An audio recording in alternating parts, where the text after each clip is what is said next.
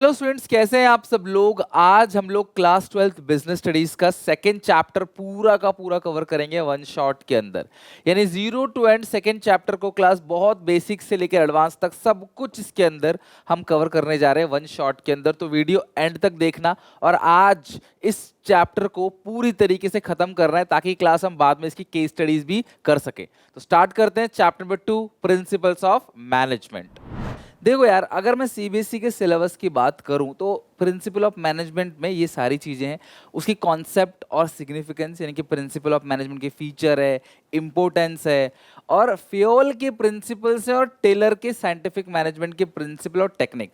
मतलब टेक्निक और प्रिंसिपल्स दोनों है टेलर के, और फ्योल के 14 प्रिंसिपल ऑफ मैनेजमेंट है। मैं कोशिश करूंगा 3 से 4 क्लासेस के अंदर अच्छे से इस चैप्टर को पूरी तरीके से खत्म कर दूं। ठीक है, तो स्टार्ट करते हैं सबसे पहले मीनिंग से कि प्रिंसिपल्स ऑफ मैनेजमेंट होते क्या हैं। तो मेरे पास 2 वर्ड है यहाँ पे। सबसे पहला प्रिंसिपल्स, सिद्धांत, और किसके क्लास, मैनेजमेंट के। सो प्रिंसिपल ऑफ मैनेजमेंट होता क्या है, यानी कि जो मैनेजमेंट प्रिंसिपल्स है वो फंडामेंटल ट्रूथ है which helps the manager to take actions and decision. देखो यार, ऑर्गेनाइजेशन में जो मैनेजर्स होते हैं ना, उन्हें बहुत सारे एक्शंस लेने होते हैं। एज अ मैनेजर, अगर आप एक कंपनी के मैनेजर हो तो आपको बहुत सारे एक्शंस लेने होते हैं, बहुत सारे आपको काम करने होते हैं, और बहुत सारे जगह पे आपको डिसीजंस लेना होता है कि ये करना चाहिए या नहीं करना चाहिए, कोई काम करना चाहिए तो क्यों करना चाहिए, इसका रिजल्ट क्या आएगा, उसका इफेक्ट क्या होगा। तो आपको बहुत सारे एक्शंस और डिसीजंस लेने पड़ते हैं एज अ मैनेजर।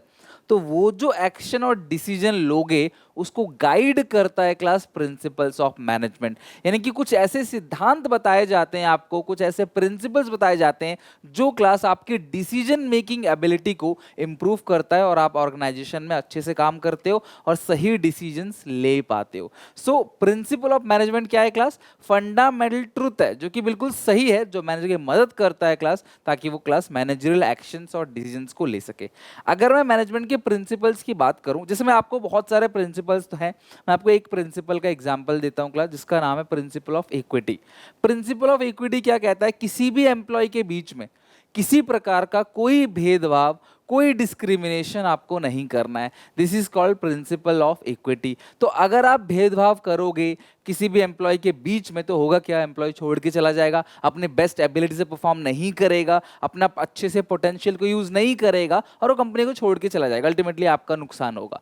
तो प्रिंसिपल ऑफ इक्विटी कहता है क्लास, सारे एम्प्लॉयज को आप बराबर तरीके से देखो, भले उसका लेवल अलग अलग है, लेकिन जो ट्रीटमेंट है, ये नहीं कह रहा सबको बराबर बराबर सैलरी दो, बट सबके साथ जो ट्रीटमेंट है, सबके साथ जो बिहेवियर है, जो रूल्स है, वो सबके साथ क्या होना चाहिए, सेम होना चाहिए। ठीक है, तो वो हमें हेल्प करता है क्लास, ताकि हम ऑर्गेनाइजेशन में सही से डिसीजन ले सके और कंपनी को इंप्रूव कर सके। अगर मैं बात करूं फीचर की, कैरेक्टरिस्टिक्स, नेचर और फीचर्स ऑफ मैनेजमेंट प्रिंसिपल, तो बहुत सारे फीचर्स अभी पढ़े एक एक करके। लाइक जनरल गाइडलाइंस है, फ्लेक्सिबल है, form by practice and experiment, universal application है, बिहेवियरल नेचर है, यानी कि इंसान के बिहेवियर को क्लास ये क्या करता है, डिफाइन करता है कैसा आपको काम करना है, और कॉज एंड इफेक्ट रिलेशनशिप, कि इस प्रिंसिपल का कॉज क्या है, क्यों इसे लगाना है, और इसको लगाने का असर क्या होगा। जैसा साइंस में होता है, प्रिंसिपल्स बेसिकली साइंस में देखे जाते हैं कि यार इसका कॉज क्या होगा, इसका कारण क्या है, और इसका इफेक्ट क्या होगा। मैनेजमेंट प्रिंसिपल में भी क्लास आपको कॉज और इफेक्ट देखने को मिलेगा कि इस प्रिंसिपल को लगाने से इसका इफेक्ट क्या आएगा।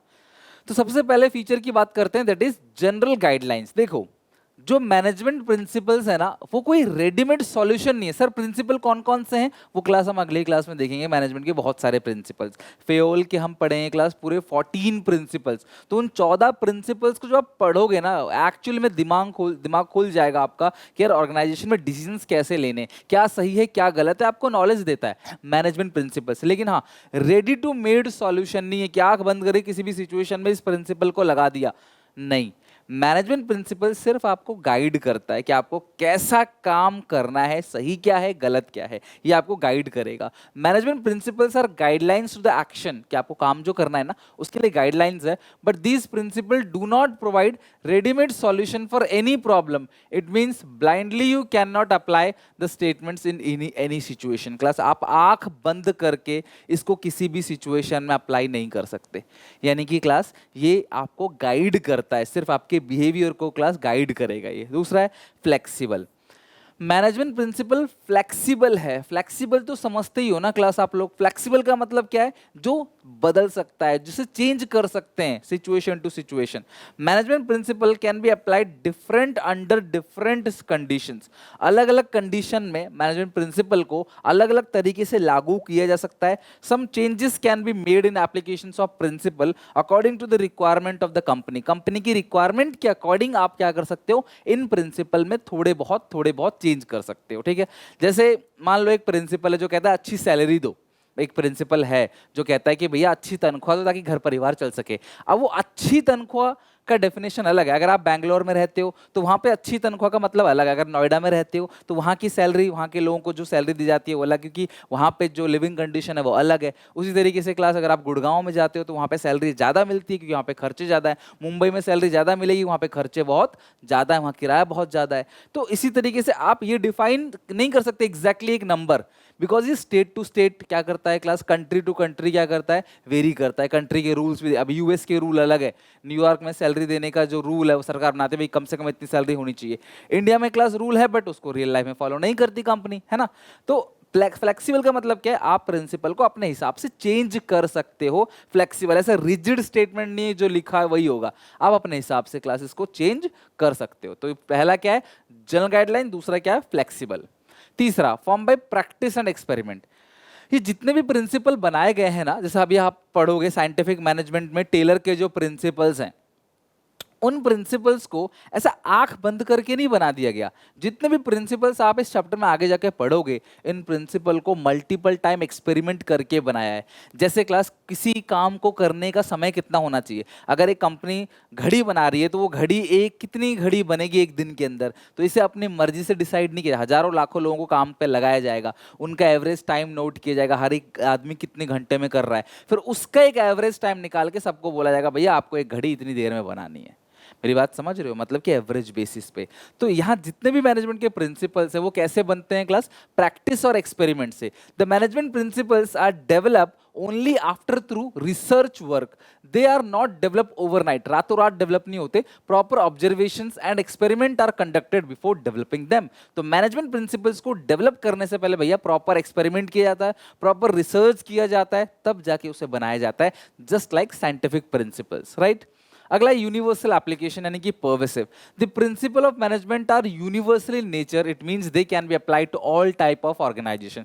जैसे मैंने आपको बोला प्रिंसिपल ऑफ इक्विटी, चाहे छोटी कंपनी हो चाहे बड़ी कंपनी हो, चाहे स्कूल हो चाहे हॉस्पिटल हो, सबके साथ जो बिहेवियर है, ट्रीट है, वो इक्वल करना चाहिए। अच्छी सैलरी देनी चाहिए, तो हर जगह है ना अच्छी सैलरी, छोटी कंपनी हो बड़ी कंपनी हो, क्लास प्रॉफिट मेकिंग हो नॉट फॉर प्रॉफिट मेकिंग हो, स्पोर्ट्स क्लब हो, हर जगह क्लास जो ट्रीटमेंट वर्कर साथ बराबर और सैलरी अच्छी देनी चाहिए। Irrespective nature, size, business, non business, small, large, public, private, कोई लेना देना नहीं। लाइक डिवीजन ऑफ वर्क, एक प्रिंसिपल और है जिसका नाम है डिवीजन ऑफ वर्क। ये प्रिंसिपल क्या कहता है, पढ़ोगे आप कल को, कि जो टोटल वर्क है उसके छोटे छोटे पार्ट कर दो। ये सारा का सारा काम है, इसको 5 हिस्सों में बांट दो, 4 हिस्सों में बांट दो, ठीक है, या 6 हिस्सों में बांट दो, जितने भी हिस्से में बांटते हो। एक इंसान को एक ही काम दो, मतलब एक इंसान से सारा काम मत कराओ, एक इंसान को एक ही काम दो, matching to his skills, his qualification, उसकी एबिलिटी को देखो, उसके इंटरेस्ट को देखो, ये सब देखते हुए किसी इंसान को एक ही काम दो बस, कि भाई तेरा काम यही है। वही काम करते करते बार बार अपने काम में एक्सपर्ट हो जाएगा, रिसोर्सेज का वेस्टेज कम करेगा, समय पर सामान जो है बना के दे देगा। इससे क्लास आपको काफी फायदा होगा। तो ये प्रिंसिपल हर जगह चलता है, मंदिर में देखो, मस्जिद में देखो, घर में देखो, आप स्कूल में देखो, हॉस्पिटल में देखो, सब अपना अपना काम पकड़े हुए हैं, सबको वही वही काम करना है। समझ रहे हो बात को? This is called universal application और हर जगह क्लास से अप्लाई होता है। अगला बिहेवियरल नेचर। बिहेवियरल नेचर का मतलब क्या है कि मैनेजमेंट प्रिंसिपल ना इंसान के बिहेवियर के लिए है, कि आप कैसा रिएक्ट करोगे, क्या सिचुएशन करो, कैसा डिसीजन लोगे, आपका बिहेवियर क्या रहेगा। Management principles are formed and guide the influence the behaviour of employ. Employ के बिहेवियर को चेंज करना, एम्प्लॉय के बिहेवियर को सही डायरेक्शन में लेके जाना, कि आपका बिहेवियर कैसा है। यानी कि कंपनी में तुम्हारा गांव का कोई आदमी काम करता है तो उसको छुट्टी दिए जा रहे हो, उसका छुट्टी पास कर रहे हो, दूसरा आदमी के घर में कोई बीमार है फिर भी आप छुट्टी नहीं दे रहे। This principle insist improving the relationship between superior subordinate. Superior मतलब आपसे जो काम करवा रहा है बॉस, सबॉर्डिनेट मतलब क्लास आप बॉस के नीचे जो है एम्प्लॉय, ठीक है। अगर मेरा एक बॉस है तो मैं उसको सुपीरियर बोलूंगा और मैं क्या हो गया उसके लिए subordinate. And all of the member organisation, तो मेंबर जितने भी ऑर्गेनाइजेशन में है ना, सबके बिहेवियर को क्लास काफ़ी अच्छे से मॉड्यूल करता है, या फिर आप समझो काफ़ी अच्छे से इन्फ्लुएंस करता है, ताकि वो सही डिसीजन ले सके। जब मैं आपको पढ़ा दूंगा ना 14 के 14 प्रिंसिपल, फियोल के और टेलर के जो प्रिंसिपल्स हैं, तो आपको लगेगा हाँ यार, इस प्रिंसिपल से तो हमें काफ़ी कुछ सीखने को मिला। कल को अगर कंपनी में ऐसी सिचुएशन आएगी तो हम क्या करेंगे, तो यही प्रिंसिपल आपको नॉलेज देगा, गाइड करेगा कि हाँ तब आप क्या करोगे, अगर आप ऐसा करोगे तो उसका असर क्या होगा, ऐसा नहीं करोगे तो असर क्या होगा, right. This is called cause and effect relationship. तो जो प्रिंसिपल ऑफ मैनेजमेंट है वो कहता है कि किसी भी प्रिंसिपल को लगाने का कारण क्या है और लगाने से असर क्या होगा। As you all know that management principles are develop after continuous practice and research work. मैंने बताया class form by practice and research. So these are based on cause and effect. That means the principle tell us, अगर वो principal बताएगा कि अगर हम इस principal को लगाएंगे तो क्या होगा, अगर आप काम का बंटवारा करोगे तो क्या होगा। हर एक इंसान को अपना काम पता रहेगा, ओवरलैपिंग भी नहीं होगा, रिसोर्सेज का वेस्टेज भी नहीं होगा। लेकिन अगर आप ऐसा नहीं करोगे तो एक इंसान ओवरबर्डन फील करेगा। जैसे एक और प्रिंसिपल है that is called principle of authority and responsibility. Authority मतलब पावर, रिस्पॉन्सिबिलिटी मतलब जिम्मेदारी। तो अगर आप अथॉरिटी दे रहे हो किसी को तो उतनी ही रिस्पॉन्सिबिलिटी भी दो, यानी authority must be equal to responsibility. अगर आपने पावर ज्यादा दे दिया तो पावर का मिसयूज करेगा, पावर कम दिया तो ओवरबर्डन फील करेगा। लाइक आप मेरी दुकान में काम करते हो, सेल्स पर्सन हो आप, मैं बोलूंगा भैया देख तेरे को आज संडे है, आज तेरे को 5 लाख का माल बिकवाना है। अगर मैं आपसे कहता हूँ, मान लेते हैं आज संडे है, मैं आपसे बोलूँ आज 5 लाख का माल बिकवाना है, तो आप बोलोगे सर जी 5 लाख का माल कैसे बिकेगा, ग्राहक कैसे खरीदेंगे। मैं बोलता हूँ नहीं, मैं तुम्हें पावर देता हूँ, तुम अपने हिसाब से डिस्काउंट भी दे देना, कोई दिक्कत नहीं है, डिस्काउंट दे देना ग्राहक को सेल्स बढ़ाने के लिए। एक खरीदोगे 10% डिस्काउंट, 2 खरीदोगे 40% डिस्काउंट, 3 खरीदोगे 60% डिस्काउंट, ग्राहक 3 खरीद के जाएगा। मॉल में होता है ना ऐसा, बाई 1 गेट 1, बाई 2 गेट 4, तो सोचता है मैं एक क्यों खरीदूं, 2 खरीदूंगा। या बाई 2 गेट 3, तो मैं सोचता है एक क्यों खरीदूं, 2 खरीदूंगा, इस तरीके से। तो जो मैंने उसको बोला भाई तू डिस्काउंट दे सकता है, तो वो क्या हुआ क्लास, पावर यानी कि अथॉरिटी। और मैंने बोला 5 लाख का माल बिकवाना है, तो वो क्या हो गया, रिस्पॉन्सिबिलिटी। तो अगर मैं बोलूँगा अपने मन से दे देना डिस्काउंट, तो भी वो 90-100% डिस्काउंट भी दे देगा।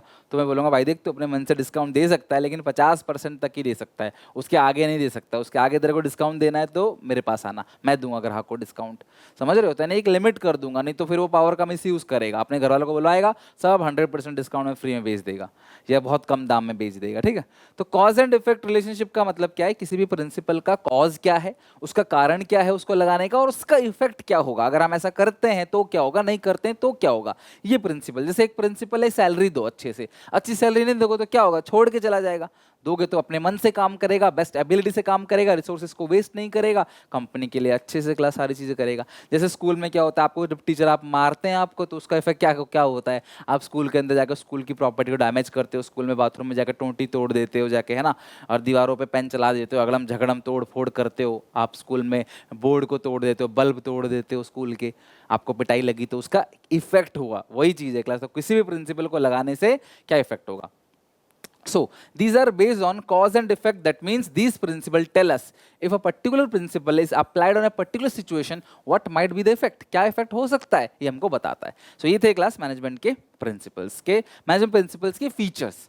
अब बात करते हैं क्लास इंपोर्टेंस। जैसे मैंने आपसे पहले भी कहा था, फीचर बताता है क्लास की क्या क्या कैरेक्टर है इसके, और इंपॉर्टेंस बताता है कि उससे बेनिफिट क्या होगा, आपको फायदा क्या होगा। मैनेजमेंट प्रिंसिपल अगर यूनिवर्सल है, cause and effect relationship show करता है, बिहेवियरल नेचर है, क्लास गाइडलाइन जनरल गाइडलाइन है, फ्लेक्सिबल है, तो इससे फायदा क्या होगा, तो ये सारे फायदे हैं।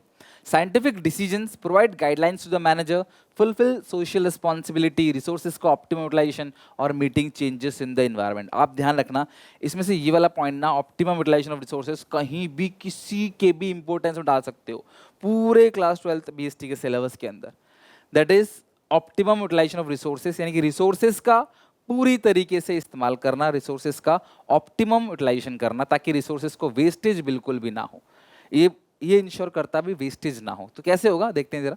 सबसे पहला प्रिंसिपल है साइंटिफिक डिसीजन। देखो मैं तुम्हें याद करने का एक ट्रिक बताऊंगा, और वीडियो के कमेंट सेक्शन में क्लास आप लास्ट में लिख के जाना, देखना आपको याद रहेगा वो। सबसे पहला साइंटिफिक डिसीजन, क्योंकि इंपॉर्टेंस पूछ लिया जाता है कई बार, तो बहुत इंपॉर्टेंट है। साइंटिफिक डिसीजन का मतलब क्या होता है, मैनेजमेंट की जो भी प्रिंसिपल है ना, वो साइंटिफिकली डेराइव है, यानी कि उसका एक साइंटिफिक रीजन है इस प्रिंसिपल का, राइट। ऐसा नहीं आंख बंद करके नहीं बना दिया गया, प्रैक्टिस, क्रिएटिविटी, एक्सपेरिमेंट करके बनाया गया है. So management principle are scientific decision. It means these are made with the proper logic, पूरे लॉजिक के साथ, रीजन, फैक्ट के साथ बनाए गए हैं. तो क्लास ये आप जो डिसीजन ले रहे हैं ना मैनेजर्स, उनमें काफ़ी हेल्प करेगा. अगला है क्लास गाइडलाइन. मैनेजमेंट प्रिंसिपल क्या करता है? गाइडलाइन करता है, मैनेजर को गाइड करता है. साइंटिफिक प्रिंसिपल इंप्रूव नॉलेज, आपकी नॉलेज को इंप्रूव करेगा, डिसीजन मेकिंग एबिलिटी को इंप्रूव करेगा, आपकी अंडरस्टैंडिंग को इंप्रूव करेगा क्लास. और बहुत सारे मैनेजरल सिचुएशन में आपको कैसा रिएक्ट करना है आपको ये बताएगा. आप देखना क्लास पूरा चैप्टर पढ़ने के बाद लगेगा हाँ यार कि मैं एक मैनेजर की तरह बिहेव कर सकता हूँ, एक मैनेजर इस सिचुएशन में क्या करेगा अगर ऐसा हुआ. तो ये आपको क्लास सिखाता है मैनेजमेंट प्रिंसिपल, यानी कि जनरल गाइडलाइंस देता है. साइंटिफिक डिसीजंस तो है ही, यानी कि जो डिसीजन आप ले रहे हो वो साइंटिफिकली प्रूफ है, वो गलत नहीं है. अगला है फुलफिल सोशल रिस्पॉन्सिबिलिटी. देखो यार हर एक मैनेजर का कर्तव्य होता है कि आप समाज के लिए काम करो. समझ रहे हो बात को? Social responsibility. Management principle play an important role in fulfilling the responsibility towards the management to do something for society. देखो अपने सोसाइटी के लिए भी कुछ करना है. जियो सिम फ्री में दिया क्लास रिलायंस ने, ताकि सोसाइटी को बेनिफिट रहे, सोसाइटी आगे बढ़े. अब देखो इंटरनेट की वजह से लोग कितना ज़्यादा आगे बढ़ रहे हैं. आप लोग घर बैठे बैठे कहीं से भी ऑनलाइन शॉपिंग कर सकते हो, पढ़ाई कर सकते हो, कंसल्टेंसी अच्छे से अच्छे डॉक्टर की घर बैठे ले सकते हो, क्लास इन्फॉर्मेशन गैदर कर सकते हो. सारी चीज़ें क्लास होने लगी हैं और इसकी वजह से क्लास वर्क फ्रॉम होम भी लोग कर रहे हैं. तो आपकी सोशल रिस्पॉन्सिबिलिटी भी है. मैनेजमेंट प्रिंसिपल आपको इस लायक भी बनाता है कि आप समाज की टुवर्ड्स जो रिस्पॉन्सिबिलिटी वो भी निभाओ. रिसोर्सेज को वेस्टेज मत करो. आप सबको पता है रिसोर्सेज लिमिटेड है. मैनेजमेंट प्रिंसिपल्स आपकी हेल्प करता है कि आप रिसोर्सेज को वेस्टेज नहीं करोगे. Management principle help manager to reduce the cost of production. तो कॉस्ट ऑफ प्रोडक्शन को कम करो, प्रोडक्शन करने में जो खर्चा आ रहा है उसको मिनिमाइज करो by optimum utilisation of resources. Management principle help to remove the wasteful movement and setting up standard time to complete a task. तो कंपनी में वर्कर्स ना बहुत सारे ऐसे मूवमेंट करते हैं जो वेस्टफुल मूवमेंट होता है. आप भी स्कूल में जाते हो तो थोड़ी 8 घंटे 6 घंटे पढ़ते ही हो. कई बार आप बेमतलब की वॉशरूम के बहाने घूमने फिरने निकल जाते हो. तो वो क्या कर रहे हो? दूसरी क्लास में बैठ जाते हो, कहीं और किसी पीरियड में बैठ रहे हो, स्पोर्ट कॉम्प्लेक्स में बैठे हो, कहीं और बहाना बना के सर दर्द का बैठे हुए हो, टाइम पास कर रहे हो. तो ये सब होता है अनप्रोडक्टिव मूवमेंट. ये ऐसे मूवमेंट है जिससे कोई फायदा नहीं है. अब मैं पढ़ाते पढ़ाते क्लास इधर उधर की बातें करने लगूँ तो वो टाइम वेस्ट है. आप बोलो सर आप टाइम क्यों वेस्ट कर रहे हो? उसी तरीके से क्लास कंपनी में वर्कर बहुत सारे टाइम वेस्ट करते हैं क्लास. तो ये मैनेजमेंट प्रिंसिपल क्लास उस वेस्ट टाइम को पकड़ता है, कहाँ वेस्टेज कर रहे हैं एम्प्लॉय, कहाँ एम्प्लॉय टाइम वेस्ट कर रहे हैं, और उस क्लास एलिमिनेट करते हैं, उसको ठीक करते हैं. तो आप पढ़ोगे सारे के सारे प्रिंसिपल में रिसोर्सेज का ऑप्टिमम यूटिलाइजेशन होता है, चाहे वो फिजिकल रिसोर्सेज हो चाहे वो ह्यूमन रिसोर्सेज हो. किसी भी तरीके का class time pass time waste नहीं होता. मैनेजमेंट प्रिंसिपल आपको इस लायक बनाता है कि आप सीधा सीधा देख सको कि वर्कर कौन सा ऐसा मूवमेंट कर रहे हैं जो गलत है और उसको फिर रोकना है. अगला है मीटिंग चेंजेस इन एनवायरनमेंट. अब इन्वायरमेंट में बहुत सारे चेंजेस होते हैं. आपको पता है क्लास जो हमारा इन्वायरमेंट है, कई बार सरकार बदल गई, कई बार लोगों का टेस्ट प्रेफरेंस बदल गया, कई बहुत सारे ऐसे चेंजेस होते हैं जो बिजनेस इन्वायरमेंट में कंटिन्यूअसली आते रहते हैं. तो उन चेंजेस को अडॉप्ट करता है क्लास, आपको हेल्प करता है मैनेजमेंट के प्रिंसिपल, ताकि आप उन चेंजेस को अडॉप्ट कर सके. Every business man has to make changes in the organisation according to the changes take place in the business environment. बाहर जो बदलाव आएगा उसको अंदर लागू करना पड़ेगा. सरकार ने नोट बंद कर दिया तो हमें ऑनलाइन पेमेंट लेना पड़ेगा. जो भी चेंजेस आ रहे हैं क्लास हमें उस अपने बिजनेस में लगाना है, और अगर हम लगाएंगे तभी हमारे बिजनेस को फायदा होगा. और सोशली, एथिकली, लीगली ये सब जरूरी भी है. तो मैनेजमेंट प्रिंसिपल्स आपकी हेल्प करता है. जब आप मैनेजमेंट के प्रिंसिपल्स को पढ़ोगे तो आपकी हेल्प करेगा वो, ताकि जो भी चेंजेस एक्सटर्नल इन्वायरमेंट में आ रहे हैं उसको इंटरनल इन्वायरमेंट में लागू कर सके. In the business environment management principles help the manager to adopt these changes. जो भी चेंजेस आ रहे हैं बाहर एक्सटर्नल एनवायरनमेंट में, जो भी चेंजेस आया, मैनेजमेंट प्रिंसिपल्स क्लास उसको इंटरनल एनवायरनमेंट में अडॉप्ट करने के लिए क्लास आपकी हेल्प करेगा. सो क्या क्या है जरा पॉइंट्स पढ़ते हैं. सबसे पहला साइंटिफिक डिसीजंस, दूसरा गाइडलाइंस टू मैनेजर, तीसरा fulfilling social responsibility, optimum utilisation of resources and meeting changes in the environment. अब ये सारे के सारे पॉइंट्स अगर देखें कितने पॉइंट्स हैं क्लास, 1 2 3 4 5, ये 5 के 5 पॉइंट एक स्टेटमेंट से, एक शॉर्ट स्टेटमेंट से आप हमेशा के लिए याद कर सकते हो. मुझे कमेंट सेक्शन में लिख के दिखाना क्लास स्टेटमेंट आपको याद हुआ कि नहीं. सिंपल सी बात है. क्या है वो? मैनेजमेंट प्रिंसिपल्स आर दोज, सबसे पहला साइंटिफिक डिसीजन। तो मैनेजमेंट प्रिंसिपल्स क्या है? साइंटिफिक डिसीजन है विच प्रोवाइड, जो क्लास प्रोवाइड करता है guidelines to manager so that they can fulfil social responsibility, ताकि समाज की टूवर्ड जो रिस्पॉन्सिबिलिटी है वो पूरा कर सके, रिसोर्सेज का ऑप्टिमम यूटिलाइजेशन कर सके और meeting changes in the environment. तो management principles are those scientific decisions which provide guidelines to the manager so that they can fulfill social responsibility, optimum utilization of resources and meeting changes in the environment। जो yellow colour में लिखा है वो points हैं, ये बाकी सारे class इस सेंटेंस को बनाने में यूज किया गया है। सो मैनेजमेंट प्रिंसिपल्स क्या है? बोलो मेरे साथ साथ, management principles are those scientific decisions which provide guidelines to the manager so that they can fulfil social responsibility, optimum utilisation of resources and meeting changes in the environment. ठीक है। Henry Fayol ने 14 principal of management यानी कि management के 14 principles दिए, जो कि इन्होंने क्लास अपनी बुक में लिखी, जिसकी वजह से क्लास आज बहुत सारे मैनेजर्स सक्सेसफुल हैं इनके प्रिंसिपल्स को फॉलो करते हुए।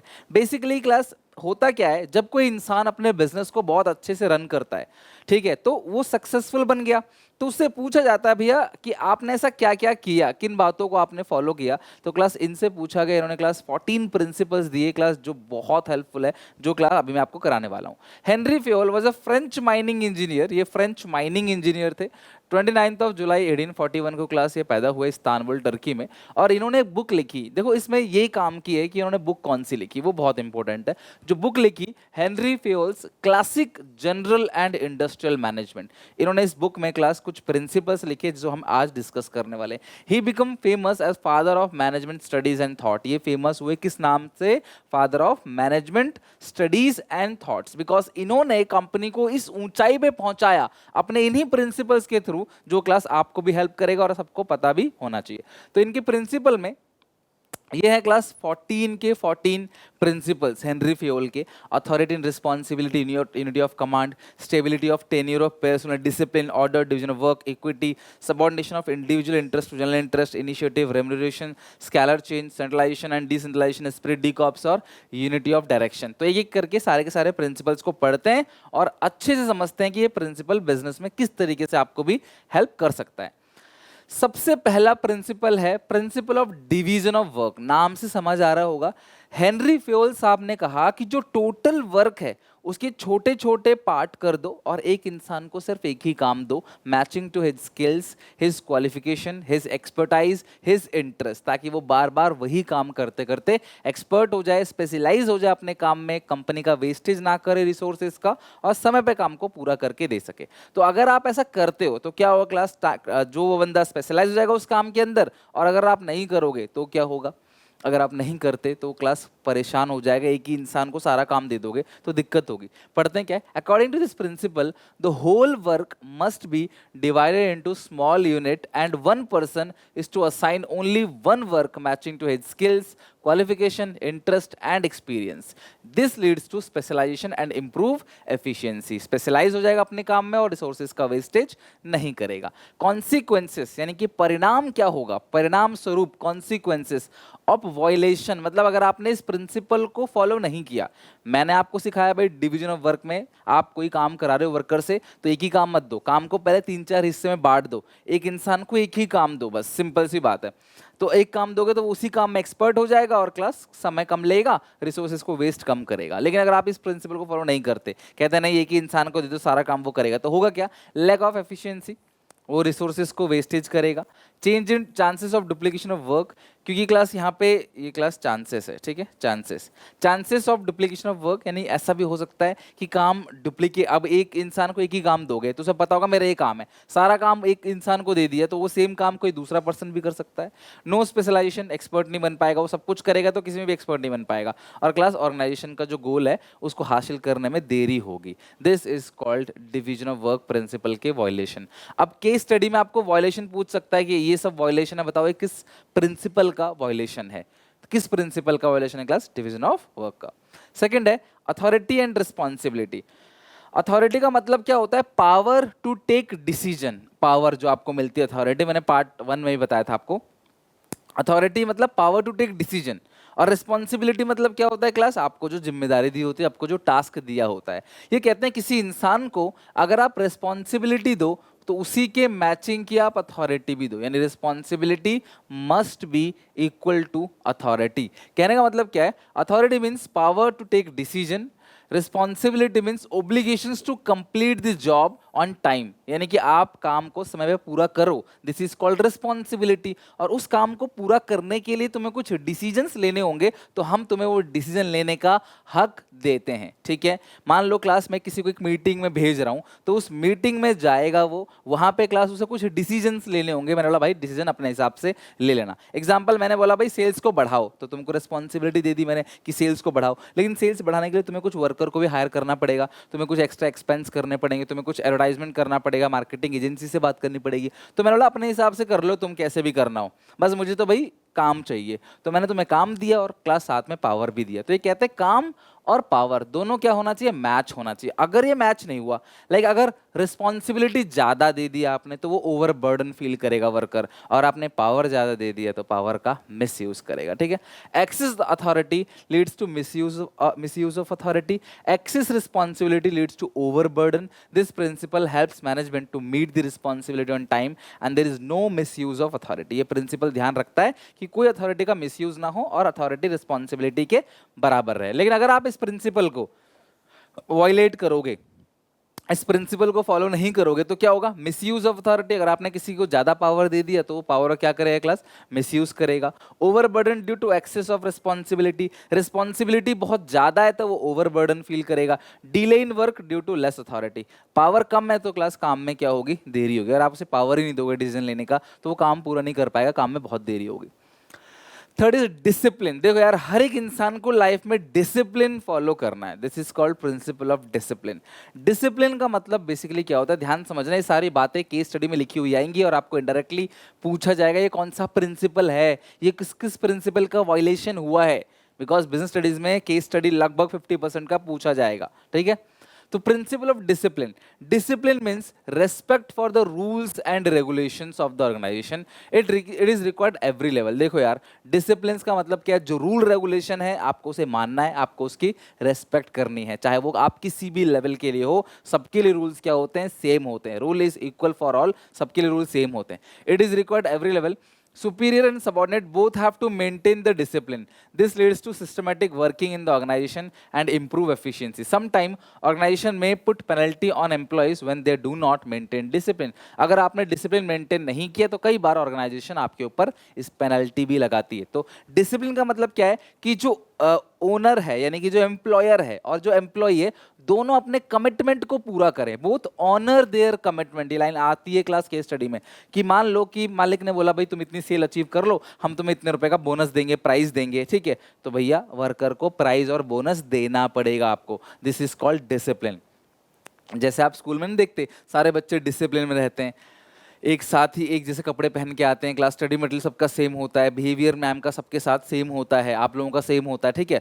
तो कहने का मतलब क्या है कि रूल्स रेगुलेशंस को आपने फॉलो करना है, डिसिप्लिन। पढ़ाई तो क्लास लेटे लेटे भी हो जाएगी, बट स्कूल में आप लेट के तो नहीं पढ़ते ना। पढ़ाई तो आप जीन्स में भी अगर स्कूल जाते हो तो भी पढ़ाई हो जाएगी, पढ़ने का कपड़े से लेना देना नहीं, लेकिन फिर भी वहाँ पे क्लास एक डिसिप्लिन मेंटेन होता है ताकि हर एक बच्चा क्लास खुद को इक्वल समझे और डिसिप्लिन से पढ़ाई करे, ठीक है। This is called discipline. Consequences, अगर आपने इस प्रिंसिपल को फॉलो नहीं किया तो क्या होगा? काम में देरी होगी, और दूसरी बात रिसोर्सेज का वेस्ट होगा, क्योस होगा, कंफ्यूजन, लड़ाई झगड़े, क्योस, कंफ्यूजन, ये सारी चीजें होंगी। टिल हेनरी फेयोल ने एक और प्रिंसिपल दिया जिसका नाम है यूनिटी ऑफ कमांड। देखो ऑर्गेनाइजेशन में ना बहुत सारे बॉस होते हैं। एक बॉस ने आपको कोई काम दिया कि भाई चलो ये काम करके आओ, आप जा रहे थे वो काम करने, रास्ते में एक और बॉस मिल गया, उसने बोला भाई चलो ये काम करके आओ, फिर आप जा रहे थे, एक और बॉस रास्ते में मिल गया, उसने बोला ये काम करके आओ, तो आपको क्या क्या करोगे? आप किसी का भी काम नहीं करोगे और बहाना बना दोगे, सर आपका इसलिए नहीं किया क्योंकि दूसरा ने कुछ काम दे दिया था, दूसरे का इसलिए नहीं किया कुछ तीसरे ने काम, आप किसी का भी काम नहीं करोगे, आपको बहाना मिल जाएगा, कंफ्यूज हो जाओगे मैं किसका काम करूं।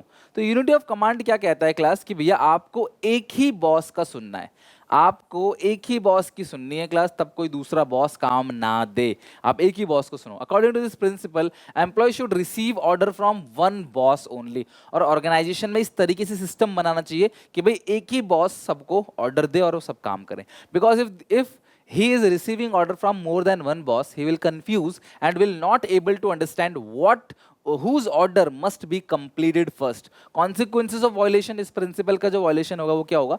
Confusion in mind of subordinate, अगर आप कई सारे बॉस ऑर्डर दे रहे हैं तो कोई काम नहीं कर पाएगा, बहाने बनाएगा, कंफ्यूजन होगा, किसका काम मैं पहले करूं, और क्लास डिसिप्लिन भी मेंटेन नहीं होगा, और साथ में ईगो क्लैशेस होंगे। ध्यान रखना, एक बॉस बोलेगा यार दूसरे बॉस की वजह से तूने मेरा काम नहीं किया, तो दोनों बॉस में लड़ाई झगड़ा हो जाएगा। ईगो क्लैशेस, एक घमंड आ जाएगा, एक अहंकार आ जाएगा कि यार इसका काम किया, इस बॉस का काम किया, मेरे बॉस का मतलब मेरा काम नहीं किया, मतलब मेरी कोई इज्जत नहीं है यार, तूने मेरा काम नहीं करा। इस तरीके से दिक्कत होगी, ठीक है। इसको बोलते हैं यूनिट ऑफ कमांड। कमांड एक ही की सुनो, ठीक है, मिलिट्री में होता है ना, कमांड एक ही देता है, सब लोग एक ही की कमांड सुनते हैं।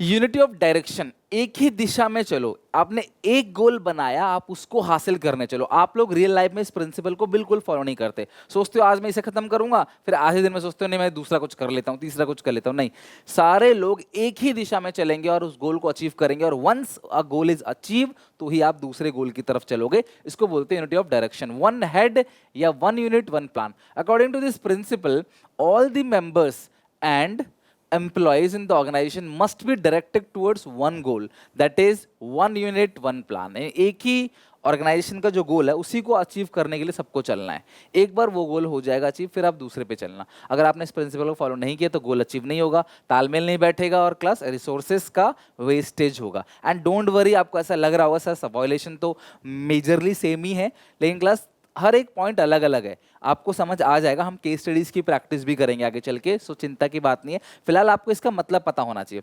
एक गोल पे सभी लोग चलेंगे, एक ही गोल में सब लोग अलग अलग दिशा में चलेंगे ना तो दिक्कत होगी। तो इसे कहते हैं क्लास एक ही दिशा में चलो, यूनिटी ऑफ डायरेक्शन। अब सब लोग अलग अलग दिशा में चलेंगे तो ऑर्गेनाइजेशन गोल कैसे अचीव होगा? मैं कुछ कह रहा हूँ, मैं कुछ सोच रहा हूँ, मेरा गोल कुछ और है, दूसरे गोल कुछ और है। हम सबका गोल एक ही होना चाहिए, वो है क्लास ऑर्गेनाइजेशन गोल। जो ऑर्गेनाइजेशन का गोल है वही हमारा गोल है, उसको अचीव करेंगे, ऑर्गेनाइजेशन फायदे में जाएगा तो कंपनी हमारी सैलरी बढ़ाएगा और हमें भी इंसेंटिव देगा, हमें भी फायदा होगा। छठा, subordination of individual interest to the general interest. इसमें होता क्या है, सबॉर्डिनेशन ऑफ इंडिविजुअल इंटरेस्ट, हर एक इंसान ना अपने बारे में सोचता है। वो कहते हैं अपने बारे में मत सोचो, जनरल इंटरेस्ट के बारे में सोचो, ऑर्गेनाइजेशन के इंटरेस्ट के बारे में सोचो। मेरी बात समझना, मान लो क्लास कि मुझे क्या करना है, एक फ्लाईओवर बनवाना है, ठीक है, मुझे फ्लाईओवर बनवाना है एक, ओके ठीक है। बिहार में पता है ना क्लास का पुल गिर गया था अभी हाल फिलहाल में, तो ये मुझे फ्लाईओवर बनाना है, ठीक है। तो ये जो फ्लाईओवर बनाना है, इसके लिए जो मटेरियल आएगा, ये आएगा क्लास मान लो 20 करोड़ का, 20 करोड़ का सीमेंट आएगा, ठीक है। अब मैं गया दुकानदार के पास, मुझे दो लोग मिले। एक तो ए मेरा कजन है, ठीक है, ये मेरा ब्रदर है, ब्रो, ठीक है। ये कह रहा है भैया जो 20 करोड़ का मटेरियल है मैं आपको दे दूंगा 20 करोड़ में, ठीक है। ये कह रहा है मैं आपको 18 करोड़ में दे दूंगा, ठीक है। मेरे को बजट अनाउंस हुआ है 20 करोड़ का, 20 करोड़ रुपए लगने हैं, ठीक है। तो मैंने बोला कि यार 18 करोड़ रुपए जो है मुझे ये दे रहा है, लेकिन मेरा भाई मुझे 20 करोड़ रुपए दे रहा है। फिर भी क्योंकि वो मेरा भाई है, मैंने इसे ठेका दे दिया, मैंने इसको ठेका नहीं दिया, कॉन्ट्रैक्ट मैंने इसको दे दिया कि तुम इस ब्रिज के लिए, फ्लाईओवर के लिए तुम माल सप्लाई करोगे 20 करोड़ में, भले ही थोड़ा घटिया माल लगा देना, लेकिन मुझे 2 करोड़ रुपए फालतू दे देना, क्योंकि मैंने तुमको टेंडर दिया है। तो मैंने क्या किया, इस पुल के बारे में, कंपनी के बारे में नहीं सोचा, आम जनता के बारे में नहीं सोचा, ऑर्गेनाइजेशन के गोल के बारे में सोचा नहीं, मैंने अपने फायदे के लिए सोचा। पुल गिरता है गिरने, तो भाई मेरे को 2 करोड़ मिलेंगे ना, मेरा घर चल रहा है, ठीक है, दूसरा घर चले चले, मुझे क्या मतलब ऐसा, ऐसी सोच क्लास, इसको बोलते हैं subordination of individual interest to general interest. भी अपने बारे में मत सोचो, आम जनता कंपनी के बारे में सोचो, ऑर्गेनाइजेशन के गोल के बारे में सोचो, खुद के गोल के बारे में मत सोचो। This is called subordination of individual interest to general interest. आपने घूस ले लिया और घूस लेके नुकसान करा दिया, घूस ले लिया आपने और किसी बेगुनाहगार को सजा दे दी, और जो क्लास पैसे वाला था वो बच गया, बेचारा गुनहगार जो है वो बच गया, और उसकी जगह किसी और, वो आपने देखा होगा ना मुन्ना भैया का, कि जो समाधि हमेशा किसकी दी जाती है, वो आपने देखा ही है वो सीन मुन्ना भैया, जो मैं कहना चाह रहा हूँ। तो समाधि बकरे की दी जाती है ना, बलि बकरे की दी जाती है, जो भी है XYZ, ठीक है। तो यही चीज़ है कि भाई अपने बारे में आपने नहीं सोचना है, ऑर्गेनाइजेशन के बारे में सोचना है। दूसरा एग्जाम्पल, इसी एग्जाम्पल से सवाल आता है, ठीक है। मान लो क्लास की एक ये मैनेजर है, और इसकी क्लास, इसको ना आज अपने गांव जाना है, कुछ काम है इसको, एक फैमिली फंक्शन है, उसमें जाना है, घर में परिवार में किसी की शादी है। अचानक क्लास ये तैयार होकर निकलता है, कंपनी से फ़ोन आ जाता है कि भाई तुम्हें बहुत ज़रूरी है, अगर तुम नहीं आए तो हमारा बहुत नुकसान होगा तुम्हें। तो इससे क्लास अपने घर परिवार की पार्टी कैंसिल करके, गैदरिंग कैंसिल करके, फंक्शन कैंसिल, ऑर्गेनाइजेशन के बारे में जाना है, मतलब अपने बारे में नहीं सोच रहा, ऑर्गेनाइजेशन के बारे में सोच रहा है। जैसे हमारे देश के जवान करते हैं ना, बहुत सारी मूवी में देखा होगा, फौजियों की शादी होती है और शादी के अगले दिन ही कॉल आ जाता है, या फिर राखी होता है अगले दिन ही कॉल आ जाता है, वापस जाना है। शेरशाह भी आपने देखी होगी, उसमें भी ऐसा ही है, तो अगले दिन वापस जाना है कि नहीं, तो अगले दिन वो वापस चले जाते हैं, मतलब अपने गोल को सेक्रीफाइस करते हैं ऑर्गेनाइजेशन के गोल के लिए। This is called subordination of individual interest to general interest, ठीक है। According to this principle, individual goal is to be sacrificed for achievement of organization goal. Goal of individual must be directed towards the achievement of organization. हमारा गोल कुछ नहीं है, हमें organisation गोल के पीछे जाना है. Organisation interest and not for personal interest. हमें काम किस लिए करना चाहिए, हमें वो डिसीजन लेना चाहिए जो हमारे इंटरेस्ट को नहीं, ऑर्गेनाइजेशन के इंटरेस्ट के लिए हो. इससे क्या होता है, कोऑर्डिनेशन होता है क्लास, और इससे इंडिविजुअल और जो कोऑर्डिनेशन होता है इंडिविजुअल गोल और ऑर्गेनाइजेशन गोल में. मुझे सोचना है कि मुझे कंपनी को तरक्की पे लेके जाना है. अगर कंपनी तरक्की पे जाएगी तो मेरा फायदा होगा. जैसे सिंपल सी बात है, मैं क्या सोचता हूँ, मेरा हर एक बच्चा कॉमर्स में अच्छे नंबर लेके आए, सब टॉप करें क्लास, सब अच्छे से पास हो, एक बच्चा भी कंपार्टमेंट ना आए, कोई फेल ना हो. मैं सोचता हूँ तो इससे तुम सबका फायदा होगा, इनडायरेक्टली मेरा भी फायदा होगा. तो मैं अपने फायदे के लिए नहीं सोचता, मैं सोचता हूँ चलो अगर मैंने क्लास योद्धा बैच इस साल फ्री में लॉन्च किया, फ्री ऑफ कॉस्ट, अकाउंटिंग को भी ऑब्वियसली क्लास जब काफ़ी नुकसान हुआ है, लेकिन मुझे तैयार हूँ क्लास उस नुकसान को झेलने के लिए. मुझे पता है जब आपका रिजल्ट आएगा तो आप मुझे सपोर्ट करोगे, उससे मुझे बहुत ज़्यादा फायदा होगा. सिंपल सी बात है. यानी कि यहाँ पे जो मेरा गोल है वो है क्लास कि आपको अच्छे से पास कराना, उससे मुझे फायदा होगा. सिंपली अगर आप कंपनी में कल काम करोगे तो आप सोचना मेरी कंपनी तरक्की पे जाएगी, अगर कंपनी ग्रोथ करेगी, कंपनी तरक्की पे जाएगी तो मुझे भी फायदा होगा. HCL, इन्फोसिस, गूगल, इनमें अगर आप काम करते हो तो आपको फायदा पहुंचेगा क्योंकि कंपनी तरक्की पे जा चुकी है, अपने एम्प्लॉय का ध्यान तो रखेगी ही रखेगी, है ना, इस तरीके से. लेकिन अगर आपने इसको फॉलो नहीं किया तो गोल अचीव नहीं हो पाएगा और क्लास एम्प्लॉय भी लंबे समय में सफर करेंगे. भैया आज तुम कंपनी को चूना लगा रहे हो, लंबे समय तक नहीं चूना लगा पाओ, कंपनी बंद हो जाएगी, आपका घाटा होगा. अगला, रेम्युनरेशन टू पर्सन. देखो सिंपल सी बात है, हर एक इंसान पैसे के लिए काम करता है, घर परिवार चलाता है. हर एक इंसान जब सब्जी लेने जाता है तो उसको पैसे देने पड़ते हैं, घर का किराया अगर देना है, कोई अगर मान लो कि अगर हर कोई इंसान फ्री में काम करे तो आप भी फ्री में काम नहीं कर सकते, पॉसिबल नहीं है क्योंकि क्लास अगले इंसान को पैसा चाहिए. अगर मैं यहाँ पे खड़ा हूँ तो भैया मुझे बहुत सारे एक्सपेंसेस को बियर करने पड़ते हैं, उसके लिए मुझे चाहिए पैसा. तो अगर मैं किसी कंपनी में काम कर रहा हूँ, वो कंपनी मुझे इतना पैसा नहीं दे रही कि अपने घर परिवार का, अपने बच्चों की स्कूल की फीस का खर्चा, बूढ़े माँ बाप के इलाज का खर्चा अगर मैं नहीं झेल पा रहा, अपने खाने पीने का, कपड़े लत्ता का, ये सब खर्चा मैं अगर मैं नहीं झेल पा रहा तो मैं उस कंपनी में काम क्यों करूँगा. और क्या मेरी मेंटल कंडीशन इतनी अच्छी होगी कि मैं वहाँ अच्छे से काम कर पाऊंगा? नहीं, मैं फ्रस्ट्रेट हो जाऊंगा और छोड़ के कंपनी को छोड़ दूंगा, कहीं और चला जाऊंगा. ठीक है, तो इसको बोलते हैं remuneration to person. According to this principle, employee in the organisation must paid fair remuneration. आप उसे इतनी तनख्वाह दो कि भैया उसे सेटिस्फेक्शन मिले, वो अपने आप मोटिवेट हो सके बेहतर तरीके से काम करने के लिए, अपना घर परिवार चला सके, उतना पैसा दो उसको. लेकिन अगर आपने ऐसा नहीं किया तो एम्प्लॉय छोड़ के चला जाएगा, डिससेटिस्फाई हो जाएगा, डिमोटिवेट होगा, कंपनी में काम नहीं कर पाएगा. राइट. अगला है सेंट्रलाइजेशन एंड डिसेंट्रलाइजेशन. सुनो मेरी बात, टॉप लेवल मैनेजर अपना सारा काम खुद नहीं कर सकते तो वो नीचे लेवल पे सबको थोड़ा थोड़ा पावर बांटते चले जाते हैं. तो जब टॉप लेवल मैनेजर नीचे लेवल पे कई सारे लोगों को पावर बांट देते हैं, अलग अलग डिपार्टमेंट्स के लोगों को, दिस इज कॉल्ड डिसेंट्रलाइजेशन. लेकिन कुछ पावर वो अपने हाथ में रखते हैं, कहते हैं भाई ये पावर मैं किसी को नहीं दूंगा, 50% तक डिस्काउंट देना है दे दो, उससे ऊपर के लिए मेरे पास आना पड़ेगा, चेक पे साइन करने के लिए मेरे पास आना पड़ेगा, बाकी फॉर्मेलिटी आप पूरी कर दो. This is called centralisation. मैं बैंक में गया खाता खुलवाने के लिए, कोई काम करने के लिए, ठीक है, तो बैंक ने बोला भाई ये सारे फॉर्म है, मतलब यार ये सारे फॉर्म तुम खुद भर दो. अब वो बोले सर चेक पे साइन कर रहे हैं, तो मैं थोड़ी क्या दूंगा, लो तुम मेरा चेक साइन कर दो, नहीं, चेक पे साइन मैं खुद करूंगा. तो टॉप लेवल मैनेजर्स कुछ पावर को अपने हाथ में रखते हैं, वो किसी को नहीं देते. This is called centralisation. और कुछ पावर वो नीचे लेवल पे बराबर बराबर डेलीगेट कर देते हैं, नीचे लेवल पे ट्रांसफर कर देते हैं. This is called decentralisation. और एक अच्छी कंपनी को ना मिक्स पॉलिसी अपनाना चाहिए. फुल्ली सेंट्रलाइज नहीं होना है, सारा पावर खुद रख लोगे भैया तो तुम ओवरबर्डन फील करोगे. और फुल्ली डिसेंट्रलाइज भी नहीं होना चाहिए, सारा पावर नीचे दे दोगे तो तुम क्या रह गए मालिक, फिर तो नीचे वाले ही मालिक हो गए. और मिक्स मतलब कुछ पावर अपने हाथ में रखो जो जरूरी है, जो डिसीजन मेकिंग पावर है, जो बहुत ज़्यादा जरूरी है, अपने हाथ में रखो. छोटे मोटे काम को नीचे लेवल पे आप दे सकते हो. Centralization refers to concentration of authority or power in few hands at the top level. Decentralization means evenly या equally. Class यहाँ पे means every नहीं evenly. Evenly class evenly ये समझ लो equally, ठीक है? Evenly और equally distribution of power at every level of management. According to Fiola, company must not be completely centralized or completely decentralized. There must be a combination of both. This leads to achievement of goal and workload. Managers का जो workload है वो भी कम होता है और workers के अंदर भी एक managerial talent develop होता है ना. अगर क्लास वर्कर मैनेजर काम करता चला जाएगा तो वो फ्यूचर का मैनेजर बनने के लिए रेडी हो गया, वो फ्यूचर में एज ए मैनेजर भी काम कर सकता है मैनेजर के एब्सेंस में. जैसे कई बार कंपाउंडर ही दवाई पहले से लिख देता है, कंपाउंडर को पता होता है डॉक्टर क्या दवाई लिखने वाला है, पहले से निकाल के दे देता है, वो काम करते करते सीख गया. कॉन्सिक्वेंसेस, अगर आपने इस प्रिंसिपल को फॉलो नहीं किया तो कंप्लीटली, अगर आप सेंट्रलाइजेशन करोगे तो काम में देरी होगी, आप काम कर ही नहीं पाओगे, ओवरबर्डन फील करोगे। कंप्लीटली डिसेंट्रलाइजेशन करोगे तो फिर वो मिसयूज करेगा पावर का, जिसको आपने पावर दिया है। 9 है प्रिंसिपल ऑफ स्केलर चेन। ये है क्लास स्केलर चेन।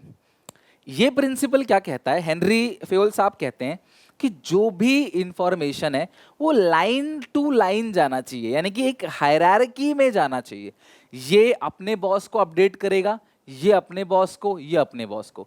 ऊपर से कोई चीज आती है तो ये डायरेक्टली नीचे वाले को नहीं, ये अपने नीचे वाले को, ये अपने नीचे वाले को, ये अपने नीचे वाले को। This is called scalar chain, यानी कि line by line information share की जाएगी। शॉर्टकट आप मार सकते हो, अगर आपको लगता है कोई अर्जेंट इंफॉर्मेशन है क्लास तो आप शॉर्टकट लगा सकते हो, सीधा डी जी को कांटेक्ट कर सकता है क्लास। अगर लगता है क्लास कि हाँ कि कोई इमरजेंसी इंफॉर्मेशन है तो भाई वो लाइन बाय लाइन आप कांटेक्ट नहीं करके शॉर्टकट अपना सकते हो। शॉर्टकट को गैंग प्लैंक बोलते हैं। क्या बोलते हैं?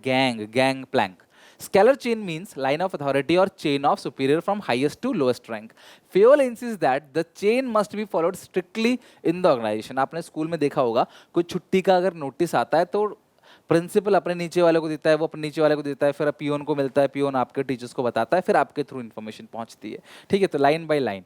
Informal must pass through everyone, no skipping is allowed, but in case of any urgent information Fayol suggested a shortcut, उसको क्या बोलते हैं? Gang Planck. सिंपल लैंग्वेज में आप नोट्स इसी तरीके से मेंटेन करोगे और एग्जामिनेशन में जहां मौका मिलेगा वहां ऐसा डायग्राम चार्ट बनाओगे। बिजनेस स्टडीज की कॉपी अट्रैक्टिव होनी चाहिए, हर जगह जहां चार्ट डायग्राम प्रेजेंटेशन दे सकते हो ना वो आप दोगे। ठीक है, तो यही है कि इन्फॉर्मेशन था कोई छूटे ना, कोई ऐसी बात जो किसी से स्किप हो जाए, रह जाए, ऐसी समस्या ना आए। This leads to systematic flow of information and no communication barrier or gap, but many delay in action class, but may delay in action class. Action में क्या हो सकता है? देरी भी हो सकती है। भाई सीधी सी बात है, अगर इन्फॉर्मेशन लाइन बाय लाइन सबके पास जाएगी तो कहीं ना कहीं काम में देरी भी होगी। कॉन्सिक्वेंसेज ऑफ वायलेशन, सबके पास लाइन बाय लाइन जा रहा है, टाइम तो लगेगा। वायलेशन क्या है क्लास? देयर में भी कम्युनिकेशन गैप। ठीक है, अगर आपने इस प्रिंसिपल को फॉलो नहीं किया तो कम्युनिकेशन गैप आएगा, किसी को पता ही नहीं चल पाएगा इन्फॉर्मेशन। और नो क्लैरिटी नहीं रहेगी कौन किसका बॉस है। अब ऊपर से नीचे आ रहा है, शिकायतें नीचे से ऊपर जा रही, तो पता है ना मेरा बॉस कौन है, उसका बॉस कौन है। अब पता ही नहीं चल पाएगा अगर आपने स्केलर चेन फॉलो नहीं किया तो स्केलर चेन को इसलिए फॉलो करना जरूरी है। 10th प्रिंसिपल है प्रिंसिपल ऑफ ऑर्डर। यहाँ वो नहीं है ऑर्डर ऑर्डर ऑर्डर, ये काम करो, चलो एक पानी लेके आओ, ये वाला ऑर्डर नहीं। यहाँ पे हर एक चीज की प्रॉपर जगह होनी चाहिए। Everything is right place. हर एक चीज, इंसान अपनी जगह पे हो, ऑफिस बने हुए हो, जहाँ किसी को कांटेक्ट करना है सीधा आप उसके ऑफिस में जाकर कांटेक्ट करो। और जो सामान है, जो रॉ मटेरियल है, वो भी अपनी जगह पे रखे होना चाहिए। हर चीज़ सही जगह पे होगी तो हमारा टाइम वेस्ट नहीं होगा ढूंढने में। आप बताओ, कई बार ऐसा होता है ना, आपको कोई सामान घर में खो जाता है, आप ढूंढते हो मिलता ही नहीं, लेकिन आपकी मम्मी क्या करती है? हर एक चीज़ सही जगह पे रखती है। आप यहाँ वहाँ फेंक के आते हो, उठा के वहाँ, ताकि कल को ढूंढना हो। आप घर में कुछ खो गया, सीधा मम्मी से पूछो, मम्मी वो चीज़ कहाँ है? घर में कोई चीज़ आपकी नहीं मिल रही, सॉक्स नहीं मिल रहे आपके, या फिर आपका मोबाइल फ़ोन नहीं मिल रहा, अब आपकी मम्मी सीधा बोलेगी बिना देखे, अरे वहाँ देख, वहाँ रखे होंगे। क्यों? उनको पता है कि भाई ये सही प्लेस है और ये चीज़ वहीं रखी है, अगर इधर उधर होती है तो वो उठा के वहाँ पे रख देती हैं। इससे क्या होता है? फ्रस्ट्रेशन नहीं होता, टेंशन नहीं होता, समय बचता है आपका। और जिस इंसान को राइटली ढूंढने, जिस इंसान को सही समय पर ढूंढ रहे हो, वो इंसान सही समय पर आपको मिल जाता है। और जो सामान आप सही समय पर ढूंढ रहे हो, वो सामान आपको सही समय पर मिल जाता है। कुछ बच्चे कॉपी बनाते हैं तो इंडेक्स पेज नोट करते हैं, वैसे 90% बच्चे नहीं करते हैं, आपको पता है। कुछ बच्चे नोट करते हैं ताकि सीधा उस पेज नंबर पर जाके वो चीज़ ढूंढ सकें जो चीज़ क्लास उनको बिफोर एग्जाम देख के जानी है। So in this principle, order does not mean command, but class it refers to orderly arrangement of men and material. This is a this class, इसका मतलब क्या है? Fixed place for everything and everyone in the organization. It leads to save time, energy in search of man. आप किसी इंसान को, किसी सामान को ढूंढने में एनर्जी वेस्ट नहीं करोगे, टाइम वेस्ट नहीं करोगे। जो चीज़ आपको जहाँ पे चाहिए वो चीज़ क्लास आपको तुरंत मिल जाती है। This is called principle order. अब आप समझ रहे हो ना कितना ज़्यादा जरूरी है। हेनरी फेयोल ने जो 14 प्रिंसिपल दिए हैं, हमारे रियल लाइफ में भी कितना काम आता है। और यही सब ध्यान रखना है, यही आपका मैनेजरल टैलेंट डेवलप कर रहा है फ्यूचर के लिए। अगला प्रिंसिपल ऑफ इक्विटी। सब समान, सबको बराबर बराबर तनख्वाह की बात नहीं कर रहा मैं, वो इक्वालिटी, इक्विटी। इक्विटी का मतलब क्या है क्लास? कि सबके साथ रूल रेगुलेशंस बराबर रखो। अब चाहे वो जो लीव रूल है क्लास, या फिर छुट्टी का रूल है, या कोई किसी भी चीज़ का कोई जो रूल रेगुलेशंस है, वो सबके लिए सेम होना चाहिए। टाइम सबके लिए क्या होना चाहिए क्लास, सेम होना चाहिए आने जाने का। और ऐसा नहीं कि आपके गांव का है, जेंडर बेसिस पे लड़का है लड़की है, ठीक है, मेल फीमेल के बेसिस पे, जेंडर के बेसिस पे, नेशनैलिटी के बेसिस पे, रिलीजन के बेसिस पे, अपनी कस्टम्स के बेसिस पे भी मैं इसको फॉलो करता हूँ वो भी उसको फॉलो करता है तो हम लोग साथ साथ हो गए। इस तरीके से नहीं करना है। हर एक एम्प्लॉय के साथ आपने इक्वल ट्रीटमेंट करना है, किसी भी तरीके का कोई भी डिस्क्रिमिनेशन नहीं करना है। ये बहुत जरूरी है। अगर आपने वर्कर के साथ डिस्क्रिमिनेशन किया, वर्कर के साथ आपका एक नेगेटिव रिलेशनशिप बने क्रिएट होगा, अनहेल्दी रिलेशनशिप क्रिएट होगा और वो कंपनी में लंबे समय तक काम नहीं कर पाएगा, छोड़ के चला जाएगा। Equity refers to kind, fair, just treatment to employees. Employees will put their maximum effort only when they are treated kindness and justice.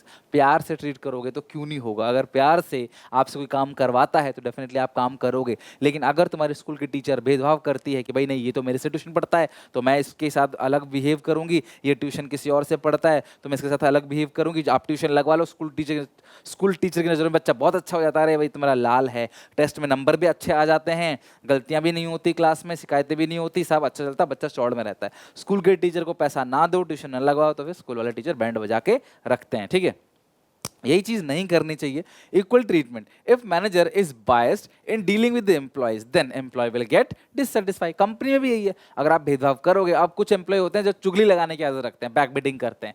अब मालिक के लिए अच्छा हो जाता है वो, ठीक है, अब मालिक उसका प्रमोशन कर देता है, दूसरों का नहीं करता, मतलब कौन से प्रिंसिपल को वायलेट किया आपने, प्रिंसिपल ऑफ इक्विटी को। विल नॉट कंट्रीब्यूट मैक्सिमम, भेदभाव करोगे तो भैया इंसान अच्छे से काम नहीं कर पाएगा। इक्विटी का मतलब इक्वल सैलरी देना नहीं है क्लास, पियोन हो, क्लर्क हो, सुपरवाइजर हो, नहीं। इक्विटी का मतलब क्या है, आप disciplinary rules, leave rule same होना चाहिए क्लास, सब इंसान के लिए, हर इंसान के लिए सेम होना चाहिए। किसी भी तरीके जेंडर बेसिस पे, लैंग्वेज, कास्ट, बिलीफ, नेशनलिटी, अगर क्लास ऑर्गेनाइजेशन इस प्रिंसिपल को फॉलो करेगा तो एम्प्लॉय मोटिवेट होगा और बेहतर तरीके से काम करेगा। अगर नहीं किया इसको प्रिंसिपल को फॉलो तो क्या होगा, क्लास वायलेशन क्या होगा, एम्प्लॉय के अनहेल्दी रिलेशनशिप होंगे, एम्प्लॉय छोड़ के चला जाएगा। ठीक है, अगला stability of tenure of personal. अब सुनो मेरी बात, जब कोई नया एम्प्लॉय आए तो हेनरी फ्यूल साहब कहते हैं भैया उसे सेटल होने का समय दो, 6 महीने तक वो गलती करेगा, एक टाइम दो, 6 महीने। अब देखो, अब जो टाइम दो ये तो कहा हेनरी फ्यूल साहब ने, बट मैनेजमेंट के प्रिंसिपल फ्लेक्सिबल है। अब हर काम में 6 महीने का समय नहीं चाहिए ना, किसी किसी काम में साल भर लगता है सेटल होने में, किसी काम में 2 दिन लगता है सेटल होने में, तो ये अपने हिसाब से देख लो, ये फ्लेक्सिबिलिटी आपके पास है। ये नहीं आंख बंद करके चाहे कोई हवाई जहाज उड़ा रहा है और कोई साइकिल चला रहा है, सबको 6-6 महीना टाइम दे रहे हैं, नहीं सबका टाइम अलग अलग है। तो stability of tenure of personal क्या कहता है कि भैया क्विकली सेटल डाउन नहीं होगा, वर्कर को समय दो, वो सेटल डाउन हो जाएगा। ये नहीं कि तुरंत उसको ट्रांसफर कर दिया, तुरंत टर्मिनेशन कर दिया, काम 2 दिन अच्छा नहीं लगा निकाल दिया, इस तरीके से करोगे तो वर्कर छोड़ के चले जाएंगे, तुम्हें ही नुकसान होगा। एक कंपनी में वर्कर जितना पुराना समय से टिका हुआ हो ना, उतना कंपनी के लिए ज़्यादा अच्छा है एक्सपीरियंस वर्कर। अगर आप तुरंत वर्कर आया, आपने ट्रेनिंग वगैरह दी, कंपनी के लाखों रुपए खर्च किए वर्कर के ऊपर, फिर उसे निकाल दिया तो भैया आप ही का नुकसान हुआ ना, वो तो सीख साख के कहीं और चला के काम करेगा, नुकसान आपका हुआ है। तो stability of tenure of person मतलब क्या है, जॉब सिक्योरिटी देना है वर्कर को। According to this principle, the management must provide the feeling of job security among the employee, because with the feeling of insecurity of job, अगर वो insecurity feel करेगा ना, कभी भी अपना बेस्ट परफॉर्म नहीं कर पाएगा और वो छोड़ के चला जाएगा। एम्प्लॉयज टर्नओवर मतलब एम्प्लॉय का छोड़कर चला जाना, और ये अच्छी चीज नहीं है। ठीक है, कम मजबूर, जब तक बिल्कुल ही मजबूरी ना आ जाए तब तक उसको मत निकालो, उसको सेटल डाउन का मौका दो, सीख जाएगा धीरे धीरे। Company spend too much on new employ by providing them training. If they leave the job after training, it would be a loss for the company. Organization should give proper time to settle the employee. जहाँ पे ये line लिखी आ जाए ना, समझ जाना है कौन से प्रिंसिपल की बात कर रहा है, stability of tenure of personal. ठीक है, अगर आपने इस प्रिंसिपल को फॉलो नहीं किया तो आपका रिसोर्सेज वेस्ट होगा, पैसा वेस्ट होगा नई जॉब सीखने में, फ्रस्ट्रेशन होगा क्लास, डिससेटिस्फेक्शन होगा एम्प्लॉय के बीच, और नए एम्प्लॉय को ढूंढने में तुम्हें ही दिक्कत होगी। निकालते चले जाओगे पुराने एम्प्लॉय को तो नए एम्प्लॉय को ढूंढने में तुमको ही कल को दिक्कत आनी है। प्रिंसिपल ऑफ इनिशिएटिव, इनिशिएटिव पता क्या कहता है, कोई भी डिसीजन ले रहे हो तो एक बार वर्कर से पूछ लो कि क्या हम ये काम कर सकते हैं, क्या आप सब लोग मिलके हमारे साथ हेल्प करोगे इस टारगेट को अचीव करने के लिए, क्या दिन भर में इतना टारगेट आप बना लोगे, अच्छा आप लोग बताओ क्लास इस काम को कैसे करें। तो जब हम वर्कर्स का इन्वॉल्वमेंट रखते हैं ना, वर्कर को एक फीलिंग आती है, फीलिंग ऑफ बिलोंगिंगनेस, कि हाँ हम भी इस ऑर्गेनाइजेशन का हिस्सा है, अगर हम भी इस ऑर्गेनाइजेशन का पार्ट है। जब जब कंपनी में ये सोचने लगेगा ना वर्कर, तो वो अच्छे से काम करेगा, उसे खुद का ही समझेगा कि यार मेरी ऑर्गेनाइजेशन है, मैं इसको, अगर एक मेरी कंपनी होती क्या मैं ये काम नहीं करता, अगर ये मेरी कंपनी होती तो क्या मैं इस तरीके से काम करता। जब ये सोचेगा ना तो कंपनी को बहुत फायदा होगा। आपको पता होना चाहिए employees are the most important asset of any organisation. सबसे इंपॉर्टेंट एसेट अगर किसी ऑर्गेनाइजेशन में है तो वो एम्प्लॉय है। अगर एम्प्लॉय अपनी बेस्ट एबिलिटी से परफॉर्म करेगा तो सबको फायदा होगा। Initiative refers to taking the first step with self motivation. Fuel suggested that employee of the organization must be given opportunity to take some initiative in making and executing plan. Initiative का मतलब क्या, उनके suggestion को welcome करना। ये principal कहता है worker अगर कोई सजेशन दे रहा है तो सजेशन को वेलकम करो, ठीक है। ये नहीं कि अच्छा तू सिखाएगा हमें, चल तू मत सिखा हमें, इस तरीके से नहीं। आप उसके सजेशन को वेलकम करो। क्या पता एम्प्लॉय कुछ ऐसा सजेशन दे दे जो कंपनी को लाखों करोड़ों का फायदा पहुंचा दे, तो आपके सजेशन को वेलकम करना, एटलीस्ट सुनना है। This will motivate employee. So manager must welcome their suggestion and idea of the employee before framing the plan. This would create feeling of belongingness and organization goal can be achieved on time. Consequence of violation, अगर आपने इस principle को follow नहीं किया तो उसका violation अगर आपने किया तो परिणाम क्या होगा, demotivation among employee, employee demotivate हो जाएगा और employee will not work with their best ability, employee अपनी बेस्ट एबिलिटी से परफॉर्म नहीं कर पाएगा। 14th और लास्ट प्रिंसिपल है, this is called principle of esprit de corps. Esprit de corps simple सी बात कहता है यूनिटी इज स्ट्रेंथ, एकता में बल है। अगर 10 इंसान को, हर एक इंसान को 10-10 जूते बनाने का काम दिया जाए तो हर इंसान दिन में 100 जूते बनाएगा। बेहतर है कि हर एक 10 इंसान 100 जूते बनाएंगे, ठीक है। एक इंसान अगर 10 बनाता है तो आप एक काम करो, 10 लोगों का एक टीम रख दो, टीम ए, और उसको टारगेट दो 100 जूते बनाने का। अगर एक बंदा छुट्टी पे भी है ना तब भी टीम जो है वो 100 का आउटपुट जो है पूरा करके देगी।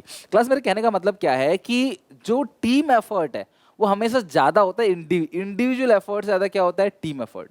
तो आपने टीम वर्क को प्रमोट करना है स्कूल में। इसीलिए आपने देखा होगा हाउसेस बनाए जाते हैं, ठीक है, अलग अलग कलर के ड्रेस पहना के किसी पर्टिकुलर डे पे एक हाउस क्रिएट किया जाता है कि आपका ये हाउस है, ये हाउस है। 4 हाउस जनरली बनाए जाते हैं जिससे क्लास कंपटीशन किया जाता है। तो एक ग्रुप का अलग, तुम्हें अच्छा लगता है कि यार मेरे हाउस का बंदा है, भले ही तुम नहीं जानते उसे, लेकिन अगर तुम्हारे हाउस का है ना तो एक फीलिंग आती है हाँ यार ये भाई मेरी टीम का बंदा है। वही तो manager should replace I with we. यहाँ पे आई को वी से रिप्लेस किया गया। एक इंसान की बात नहीं करो, हम सब मिलके काम करेंगे।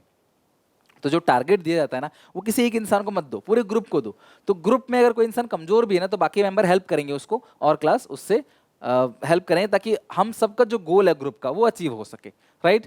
This will give rise in mutual trust. Manager should be encourage and promote team spirit through group effort, more powerful than individual effort. ध्यान रखना ग्रुप एफर्ट हमेशा ज़्यादा पावरफुल होता है as compare to individual effort. Organisation goal can be achieve easily through, बहुत आसानी से achieve कर सकते हो क्लास, यानी कि ग्रुप कॉन्ट्रीब्यूशन, सब लोग मिलकर काम करेंगे। तो बेसिकली ये बात क्या करता है, ग्रुप की। तो अगर आपने वायलेशन किया तो ग्रुप का गोल अचीव नहीं होगा और इंडिविजुअल के ऊपर ज़्यादा स्ट्रेस होगा। तो एक ग्रुप में रहते हैं तो काम बहुत अच्छे से होता है, इंडिविजुअल में क्लास काम उतने अच्छे से नहीं हो पाता। तो एस्पिरिट डी कॉप कहता है यूनिटी इज स्ट्रेंथ, यानी कि आई को रिप्लेस करो वी से, आई की बात मत करो वी की बात करो, इससे क्लास गोल अचीव होगा, राइट। तो ये है क्लास 14 के 14 प्रिंसिपल्स जो हेनरी फेवल साहब ने दिए थे और ये class principles and scientific principles of management जिसको दिया था एफ.डब्ल्यू. टेलर ने। क्लास अगर हम बात करें टेलर की, यहाँ पे इन्होंने बोला है कि ये है क्लास एफ.डब्ल्यू. टेलर। इन्होंने कहा था कि मैनेजमेंट के अंदर, यानी एक ऑर्गेनाइजेशन के अंदर, चाहे वो किसी भी लेवल के मैनेजर्स हों, उनको जितने भी डिसीजंस लेने हैं वो साइंटिफिकली लेने हैं।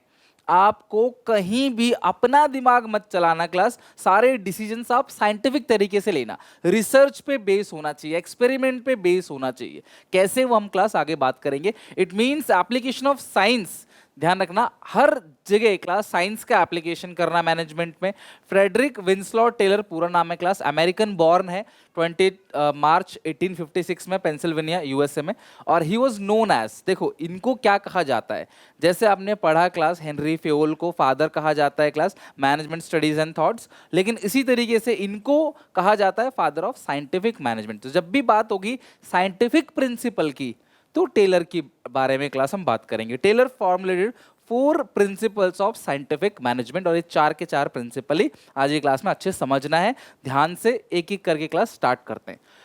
सबसे पहला है class science not rule of thumb, दूसरा हार्मनी नॉट डिस्कॉर्ड, तीसरा कोऑपरेशन नॉट इंडिविजुअलिज्म, चौथा है class development of workers to their greatest efficiency. सबसे पहले बात करते हैं science not rule of thumb.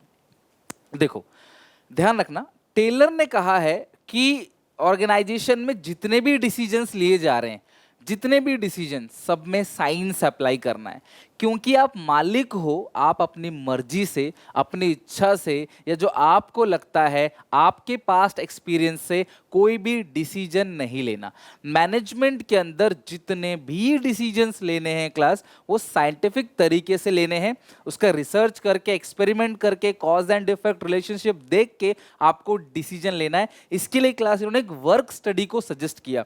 मैं आपको बताऊंगा क्लास आगे चल के वर्क स्टडी क्या होता है। बेसिकली एक ऐसी स्टडी जो साइंटिफिक स्टडी है जिसके बेसिस पे डिसीजंस लिए जाते हैं। According to this principle, Taylor insist that each job performed in the organization should be based on scientific inquiry and not on the basis of experience. Rule of thumb means dictatorship, तानाशाह। Rule of thumb का मतलब क्या है? मेरी लाठी, जिसकी लाठी उसकी भैंस। क्योंकि भाई मैं ओनर हूं, मैं बोलूंगा तुम्हें इतने बजे काम करना है, तुम्हें इतने बजे लंच होगा, तुम्हें इस मेथड से काम करना है, तुम्हें ये एक्टिविटी करनी है, ये एक्टिविटी नहीं करनी, इस काम को इतनी देर में करना है, क्योंकि मैं मालिक को जो मैं बोलूंगा वो होगा, है ना। या फिर मुझे लगता है मैं इस काम को 4 घंटे में कर सकता हूँ, आपको भी 4 घंटे में करना है, ये नहीं चलेगा। टेलर ने क्लास अपने पहले principles science not rule of thumb में कहा है। Whereas scientific decisions are based on cause and effect relationship. For example, in the rule of thumb, the standard time to require to do a particular job is decided by the manager on the basis of his past experience. Manager को लगता है यार इस काम को इतनी देर में करना चाहिए, इतनी देर में कर दो। बट साइंस क्या कहता है class? Taylor insist that standard time for job जो है वो है क्लास, एक स्टडी किया जाएगा, टाइम स्टडी, जिसके बारे में हम आज ही अगली क्लास में पढ़ेंगे। टेक्निक एक है time study, method study, motion study, fatigue study, time study, इस तरीके से 4 स्टडी है जिनको हम डिटेल में पढ़ेंगे अगली क्लास में। टेलर कहते हैं कि भैया आप एक स्टडी करो, टाइम स्टडी। टाइम स्टडी का मतलब क्या है कि आप हजारों वर्कर से काम कराओ, स्टॉप वॉच लेके, घड़ी लेके काम कराओ, और देखो कौन सा इंसान कितनी देर में काम करता है। सबके जोड़ दो क्लास, 1000 से डिवाइड दे दो, पता पड़ जाएगा हर इंसान ने काम को कितनी देर में किया, और उसी एवरेज टाइम को फिक्स कर दो कि हर कोई क्लास इसी एवरेज टाइम पे करेगा। मतलब क्लास ओनर अपनी इच्छा से बिल्कुल भी डिसाइड नहीं करेगा काम करने का स्टैंडर्ड टाइम क्या है, ये क्लास एक स्टडी से किया जाएगा, इसको बोलते हैं टाइम स्टडी। तो ये हो गया ना साइंटिफिक तरीका, इसी को बोलते हैं class science not rule of thumb. मतलब मैनेजमेंट में ईच एंड एवरी एलिमेंट में साइंस का यूज करना है। तो अगर ये किसी केस स्टडी में आती है तो science not rule of thumb. दूसरा है हार्मनी नॉट डिस्कॉर्ड। अक्सर ऐसा होता है, आपने भी देखा होगा, कंपनी में 2 ग्रुप होते हैं, वर्कर ग्रुप और मैनेजर ग्रुप। वर्कर काम करते रहते हैं, मैनेजर इनको ऑर्डर देते रहते हैं। तो मैनेजर को ऐसा लगता है वर्कर किसी काम के नहीं है, हमेशा रिसोर्सेज का वेस्टेज करते हैं, सैलरी ज़्यादा मांगते हैं, आए दिन छुट्टी चाहिए, बहाना बनाते हैं, कंपनी के रिसोर्सेज को प्राइवेट यूज़ के लिए इस्तेमाल करते हैं। और वहीं पे इनकी शिकायत क्या होती है वर्कर्स की? यार मैनेजर तो कुछ भी काम नहीं करते, आता है घूमता रहता है, कोई काम नहीं करता, सारा काम हम करते हैं, मजे हैं इसके, तो सैलरी भी हमसे डबल ट्रिपल लेता है, काम कुछ करता नहीं, हम पे रोब झाड़ता है, और हमें अच्छी सैलरी देता नहीं है, ना हमारी तनख्वाह बढ़ाता है, ना हमें छुट्टी देता है। उनकी तकलीफ हमेशा रहती है। वर्कर का मैनेजर के लिए हमेशा एक नेगेटिव एटीट्यूड रहता है, और मैनेजर का वर्कर के लिए एक नेगेटिव एटीट्यूड रहता है। हार्मनी नॉट डिस्कॉर्ड कहता है भैया इसी एटीट्यूड को खत्म करना है क्लास, हमें मिलजुल कर रहना है। हार्मनी नॉट डिस्कॉर्ड बेसिकली क्या कहता है class? There should be harmony between the employee and management. This coordination will help minimise the conflict. जो भी लड़ाई झगड़ा है, कॉन्फ्लिक्ट्स है, एरर है, उसको हम क्या कर सकते हैं? कम से कम कर सकते हैं। दोनों के बीच में परफेक्ट अंडरस्टैंडिंग रहनी चाहिए। वर्कर को समझना चाहिए कि यार अगर मेरे को ज्यादा कमाना है तो मैं ज्यादा काम करता हूं, मैं ज्यादा कमाऊंगा। वर्कर और मैनेजर को लगता है कि इससे ज्यादा काम करवाना है तो ज्यादा पैसे दो। कितना सिंपल है। वर्कर ज्यादा काम करेगा ज्यादा पैसे कमाएगा, मैनेजर ज्यादा काम करवाएगा तो ज्यादा पैसे देगा, इतनी सी बात है। तो दोनों के बीच में समझना चाहिए हार्मनी की। अगर वर्कर नहीं है तो मैनेजर भी कुछ भी नहीं है। बिना वर्कर के मैनेजर को कौन रखेगा काम पे? नहीं। और अगर वर्कर को सोचना चाहिए अगर मैनेजर नहीं है तो हमें सैलरी कौन देगा? तो दोनों ही एक दूसरे के लिए बने हैं, दोनों ही एक दूसरे पे डिपेंड है, इसका समझना चाहिए। Sharing the gain. अगर कंपनी ने ज्यादा पैसे कमाए, कभी अगर कंपनी को लगता है हमने इस साल एक्स्ट्रा पैसे कमाए, तो भी वर्कर को भी एक्स्ट्रा बेनिफिट्स दो, वर्कर को भी क्लास कुछ पर्क्स दो, कुछ बेनिफिट दो। तो गेन को वर्कर के साथ भी शेयर करो, तभी तो वर्कर अच्छे से काम करेंगे। एक ऑर्गेनाइजेशन क्लाइमेट रखो जहां पे वर्कर खुशी खुशी आए, जहां कंपनी के अंदर वर्कर आए तो खुशी खुशी काम करे, सबके साथ अच्छे रिलेशनशिप हो, अच्छे से काम करे, आपके फेवर में काम करे, अपना काम समझ के करे। तो ये चीज क्लास जो है इसे कहते हैं हार्मनी नॉट डिस्कॉर्ड। आप इमेजेस के थ्रू भी अच्छे से देख सकते हो। Second is harmony not Discord. Third is cooperation not individualism. अब कई लोगों को ना हार्मनी नॉट डिस्कॉर्ड में और कोऑपरेशन नॉट इंडिविजुअलिज्म में बहुत कंफ्यूजन होता है। मैं अच्छे से बता रहा हूँ, हार्मनी मैंने बता दिया, नेगेटिव रिलेशनशिप जो दोनों के बीच में उसको खत्म करना, गेन्स को शेयर करना होता है, अगर अच्छा कमाया पैसा तो भाई वर्कर के साथ भी शेयर करो। कोऑपरेशन नॉट इंडिविजुअलिज्म क्या कहता है, आपने एक प्रिंसिपल पढ़ा था हेनरी फ्यूल का, प्रिंसिपल ऑफ इनिशिएटिव। ये सेम वही प्रिंसिपल है लेकिन साइंटिफिक तरीके से। प्रिंसिपल ऑफ इनिशिएटिव में आपने पढ़ा था वर्कर के सजेशन को वेलकम करना है। कोऑपरेशन नॉट इंडिविजुअलिज्म में भी वर्कर को कॉन्फिडेंस में लेके आना है किसी भी काम को देने से पहले, और कोऑपरेट करना है। ये नहीं कि आज काम बहुत है तो आज लंच नहीं होगा, आज काम बहुत है तो आज आपको एक्स्ट्रा काम करवाएंगे लेकिन एक्स्ट्रा पे नहीं करेंगे, ये नहीं होना चाहिए। कोऑपरेशन नॉट इंडिविजुअलिज्म क्या कहता है, सब लोग मिलजुल के काम करो, कोऑपरेट करो। According to this principle, worker must be carry in cooperation with each other with mutual confidence and understanding for each other. The management must take worker in confidence before setting up standards or target. कि आज का target इतना है, ये target देने से पहले worker से पूछ लो क्या आप इतना टारगेट कर पाओगे पूरा, क्या आज हम लोग इतना काम कर पाएंगे। वर्कर अगर नहीं भी कर पा रहा है ना, आप उससे पूछ लोगे तो वर्कर बोलेगा हाँ यार मैं कर सकता हूँ, क्योंकि आपने उसको प्रायोरिटी दी, उसको लगेगा कि हाँ यार मैं भी कुछ मायने रखता हूँ कंपनी के लिए। Manager should welcome suggestion, manager को वर्कर के सजेशन को वेलकम करना चाहिए, साथ में क्लास उन्हें कुछ रिवॉर्ड देना चाहिए कि आपने अच्छा सजेशन दिया जिसकी वजह से हमारी कंपनी को फायदा हुआ, आपने एक सलाह दी, आपने एक रास्ता बताया, हमको फायदा हुआ तो आपको पे करना है उसको। At the same time worker should not go strike and class make unreasonable demand, unreasonable demand नहीं करना चाहिए क्लास वर्कर को, स्ट्राइक पे नहीं जाना चाहिए class. Manager should work side by side with worker, ध्यान रखना क्लास, मैनेजर को साइड बाय साइड जो है काम करना है। जापानीज की बात करते हैं, जापान में वर्कर को एज अ फैमिली मेंबर मानते हैं, कंपनी के अंदर जो लोग काम करते हैं ना उनको फैमिली की तरह ट्रीट करते हैं क्लास, ठीक है। तो पैटर्निस्टिक स्टाइल ऑफ मैनेजमेंट होता है ये क्लास आता है कॉपरेशन नॉट इंडिविजुअलिज्म में, जहां पे वर्कर्स को क्लास एक फैमिली की तरह ट्रीट करते हैं। और हमारी कंपनी में ऐसा नहीं होता, वर्कर को जितना ज्यादा निचोड़ सको निचोड़ लो। सरकार एक मिनिमम वेज फिक्स करती है बट वर्कर के लिए क्लास वो अप्लाई नहीं करती कंपनी, थोड़ा पैसा उस वर्कर से मार के वो घूस खिला के क्लास काम चला लेती है, तो ऐसा नहीं होना चाहिए। No lunch time for today due to heavy load, welcoming employee suggestion, no unreasonable strikes and demand, paternalistic style of management जो जापान में होता है क्लास, ये पार्टिसिपेशन ऑफ वर्कर का पार्टिसिपेंट, ये सारे पार्टिसिपेशन, ये सारे क्लास एग्जांपल्स हैं किसके, कोऑपरेशन नॉट इंडिविजुअलिज्म के, ठीक है। Science not rule of thumb, harmony not discord, cooperation not individualism, and fourth is development of workers to their greatest efficiency। कितनी सिंपल सीधी बात है, अगर मैं चाहता हूं कि मेरा हर एक बच्चा 100 में से 100 लेके आए तो मुझे 100 में से 100 की तैयारी भी करानी पड़ेगी। मैं 80-50 नंबर की तैयारी करवा के आपसे 100 नंबर एक्सपेक्ट नहीं कर सकता, सिंपल सी बात है। तो अगर मैं कंपनी में मैनेजर हूं, मैं चाहता हूं कि वर्कर बहुत बेहतरीन परफॉर्मेंस दे, तो मुझे वर्कर को बहुत बेहतरीन ट्रेनिंग और वर्कर के डेवलपमेंट भी के बारे में भी सोचना पड़ेगा। ट्रेनिंग किसको कहते हैं कि भाई मैं तुम्हें ये काम सिखा रहा हूँ, ये काम सीखो और करो, लेकिन डेवलपमेंट का मतलब क्या है, तुम ये एक्स्ट्रा चीज भी सीखो, भले तुम्हारे काम में काम ना है बट तुम्हारी लाइफ में काम आएगा। एग्जाम्पल, वर्कर्स के लिए क्लास कुछ फिजिकल एक्टिविटी की जाती है, हेल्थ एक्टिविटी की जाती है, उनको कुछ एक्स्ट्रा टेक्निक्स, उनकी पर्सनालिटी डेवलपमेंट, उनकी कम्युनिकेशन स्किल्स को इम्प्रूव किया जाता है, सो दैट नियर फ्यूचर वो यहाँ नहीं कहीं भी काम करेगा तो वो फायदा पहुँचेगा उससे, वर्कर को प्रमोशन दिया जाए, ये सब डेवलपमेंट के लिए।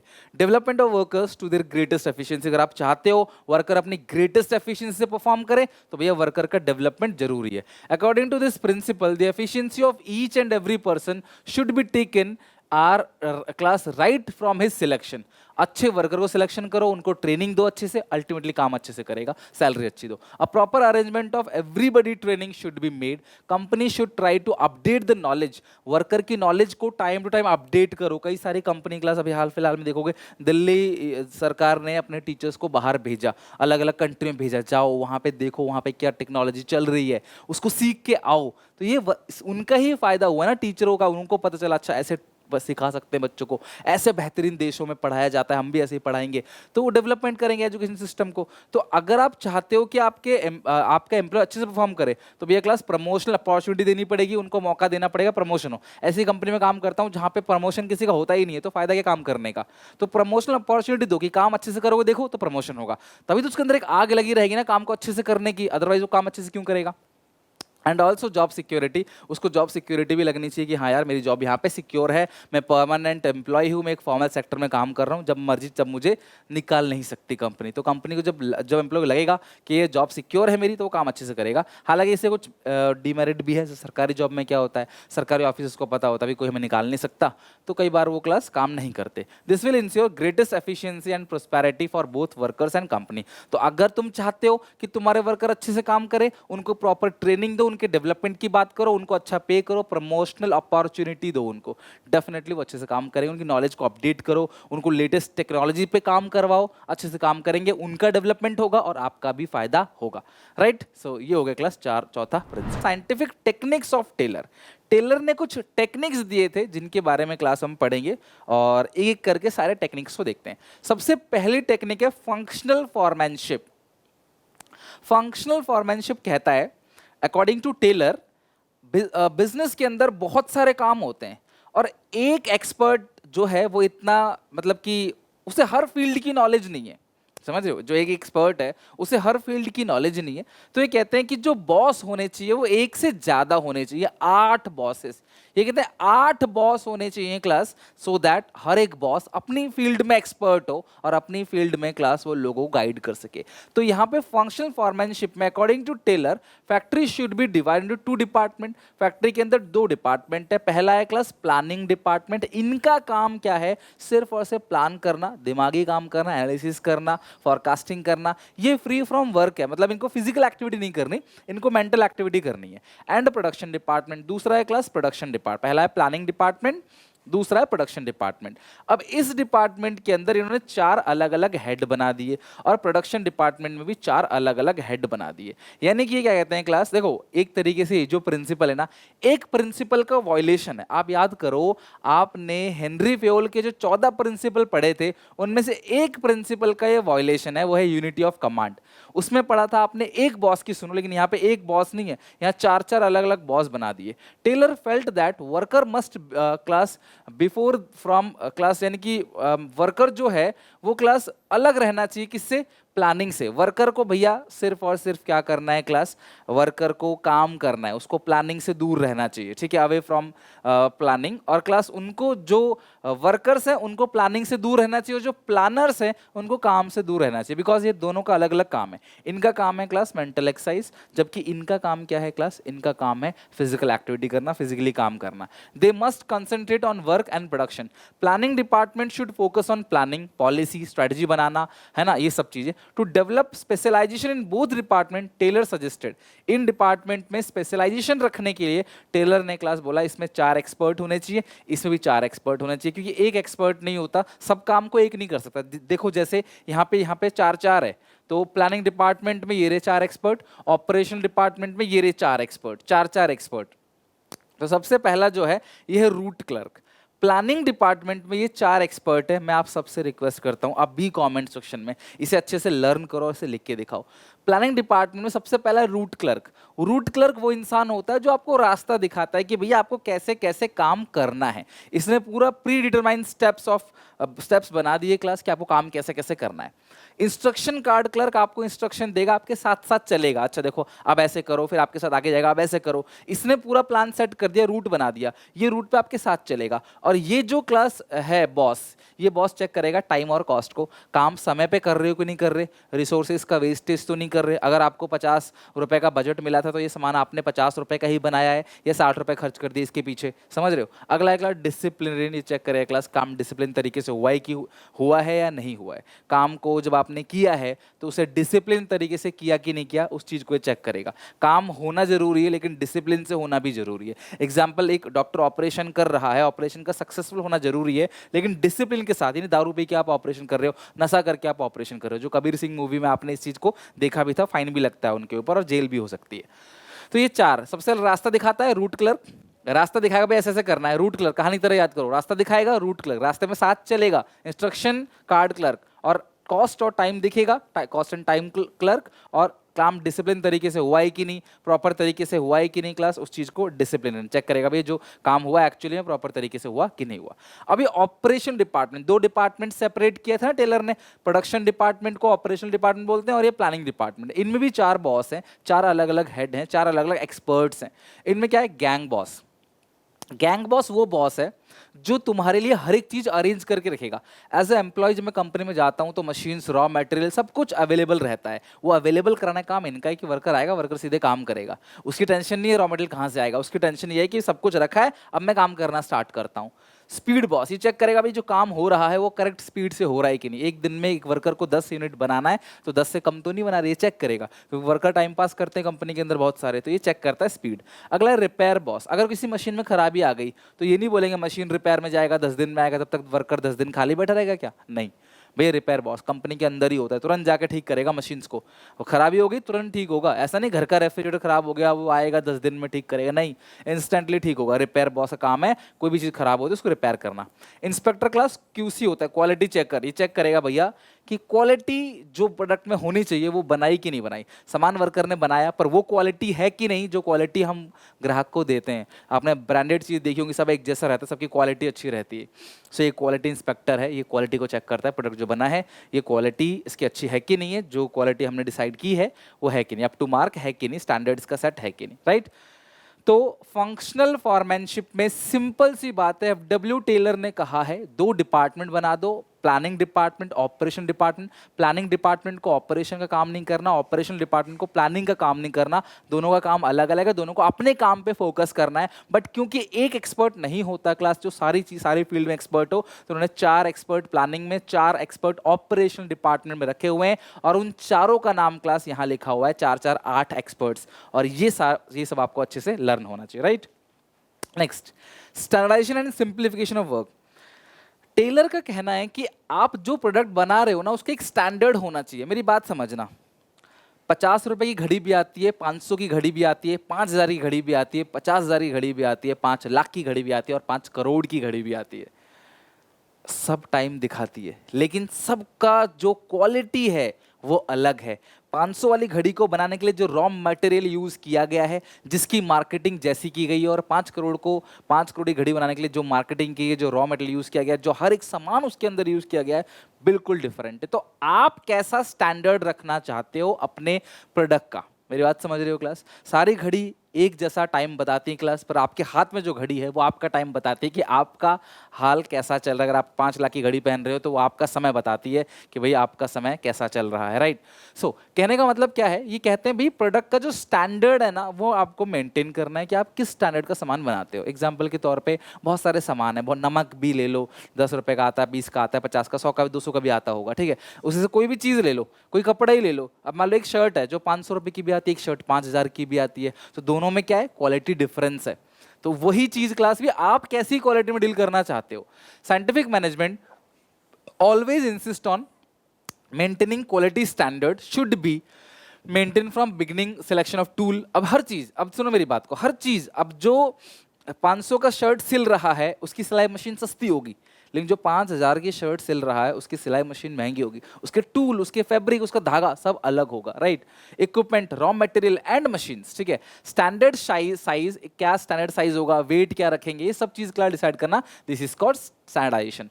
और सिंप्लीफिकेशन का मतलब क्या है, अननेसेसरी डाइवर्सिफिकेशन को खत्म करना है। एक कंपनी गाड़ी बनाती है, 50 कलर में नहीं बनाती, वो 5 कलर में बनाएगी। अननेसेसरी चीजों को डाइवर्सिफाई मत, बेमतलब के प्रोडक्ट की ग्रेडिंग मत करो।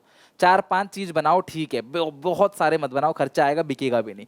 Simplification means elimination of unnecessary division of product, size, types. अब कोका कोला बनाती है 2-3 साइज के अंदर, अभी तो ना कि 250 ग्राम का बनाया, 500 ग्राम का बनाया, 750 ग्राम का बनाया, फिर 1250 ग्राम का बनाया, इतना नहीं, 2-3 साइज बहुत है। तो जो अननेसेसरी, जिनकी जरूरत नहीं, देखो जहां जरूरत है वहां बनाओ। सो सिंप्लीफिकेशन का मतलब क्या, elimination of unnecessary division of product. और क्लास स्टैंडर्ड का मतलब क्या है, क्वालिटी चेक करना, आप एक स्टैंडर्ड सेट करना कि भाई हमारा प्रोडक्ट इस स्टैंडर्ड का है तो हम ये प्राइस चार्ज करेंगे, हमारा प्रोडक्ट इतना लो स्टैंडर्ड नहीं है कि और प्राइस कम चार्ज करें और इतना हाई भी नहीं है कि ज़्यादा चार्ज करें, तो हमारा ये है। मारुति गाड़ी आपको एक एवरेज रेंज के अंदर मिल जाएगी, ऑडी की आपको महंगे रेंज के अंदर मिलेगी, कि दोनों को जो क्वालिटी स्टैंडर्ड है वो अलग है। मारुति गाड़ी देखोगे सस्ती आती है लेकिन कलर कुछ दिन में फेड पड़ जाता है, एक्सीडेंट होगा तो ज़्यादा डैमेज पहुंचेगा। उससे जो महंगी गाड़ी होती है एक्सीडेंट में कम डैमेज पहुंचता है, और क्लास जो कलर है उनका वो जल्दी उतरता नहीं है और एक क्लासी लुक देता है। तो जैसा रॉ मटेरियल यूज़ हुआ है, जैसी मार्केटिंग स्ट्रैटेजी यूज़ हुई है, जैसे टैक्सेस यूज़ हुए हैं, उस हिसाब से प्राइस सेट किया जाता है। तीसरा वर्क स्टडी, यही है जिसकी बात हमने क्लास की थी अभी। साइंस, साइंटिफिक प्रिंसिपल्स के अंदर science not rule of thumb. हमने कहा था कि हर एक एलिमेंट में साइंस का इस्तेमाल करना है और उसी को बोलते हैं वर्क स्टडी। वर्क स्टडी के अंदर 4 स्टडी होता है जिसको हमें करना है क्लास साइंटिफिकली, अभी हम देखेंगे। पहला है फैटिग स्टडी, दूसरा है मेथड स्टडी, तीसरा है मोशन स्टडी, चौथा है टाइम स्टडी। ठीक है, अब ये फैटिग स्टडी क्या है? इसको बोलते हैं थकान अध्ययन।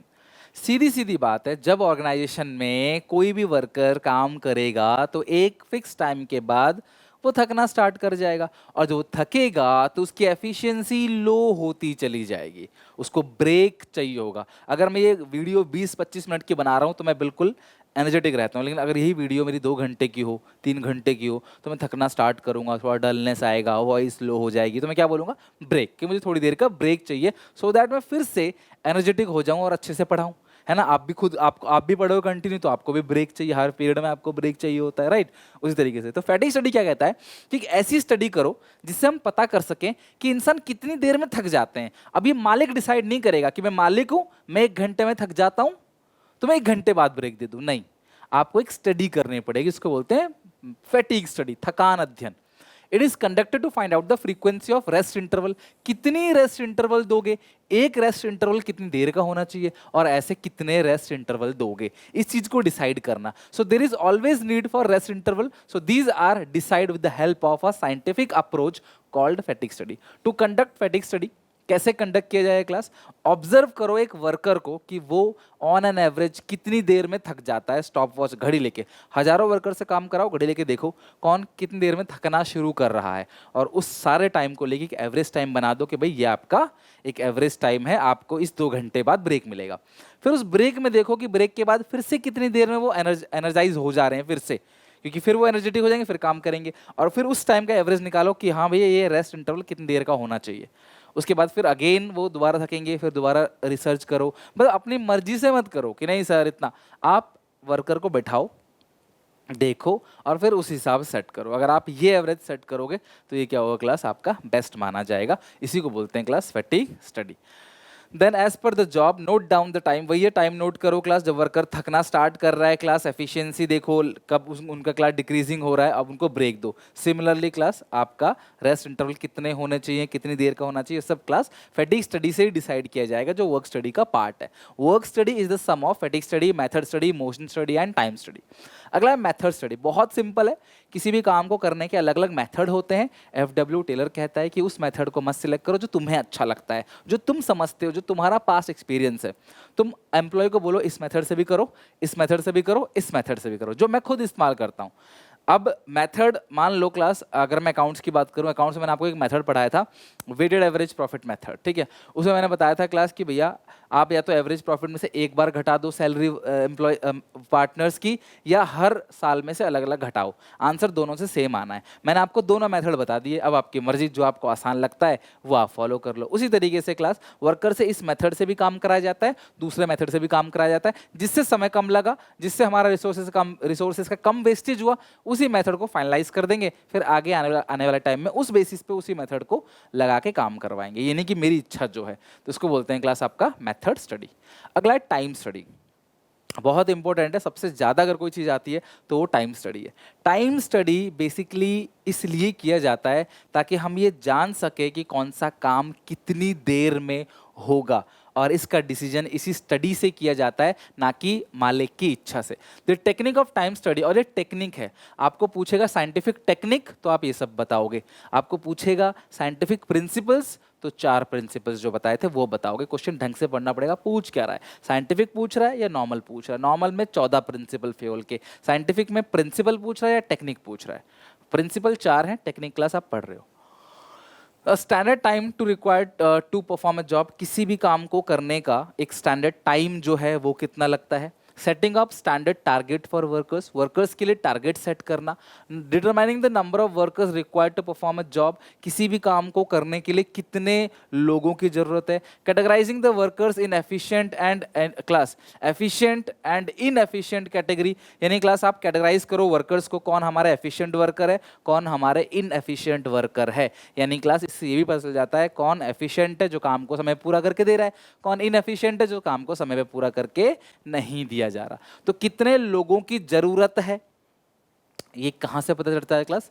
टाइम स्टडी से, कि इतना काम इतने समय पे होगा तो इस पूरे काम को करने में कितने लोगों की जरूरत पड़ेगी। ठीक है, तो ये सारे के सारे क्लास टाइम स्टडी के अंदर आता है। और टाइम स्टडी कैसे किया जाता है क्लास पता है ना आपको? टाइम स्टडी कैसे किया जाएगा?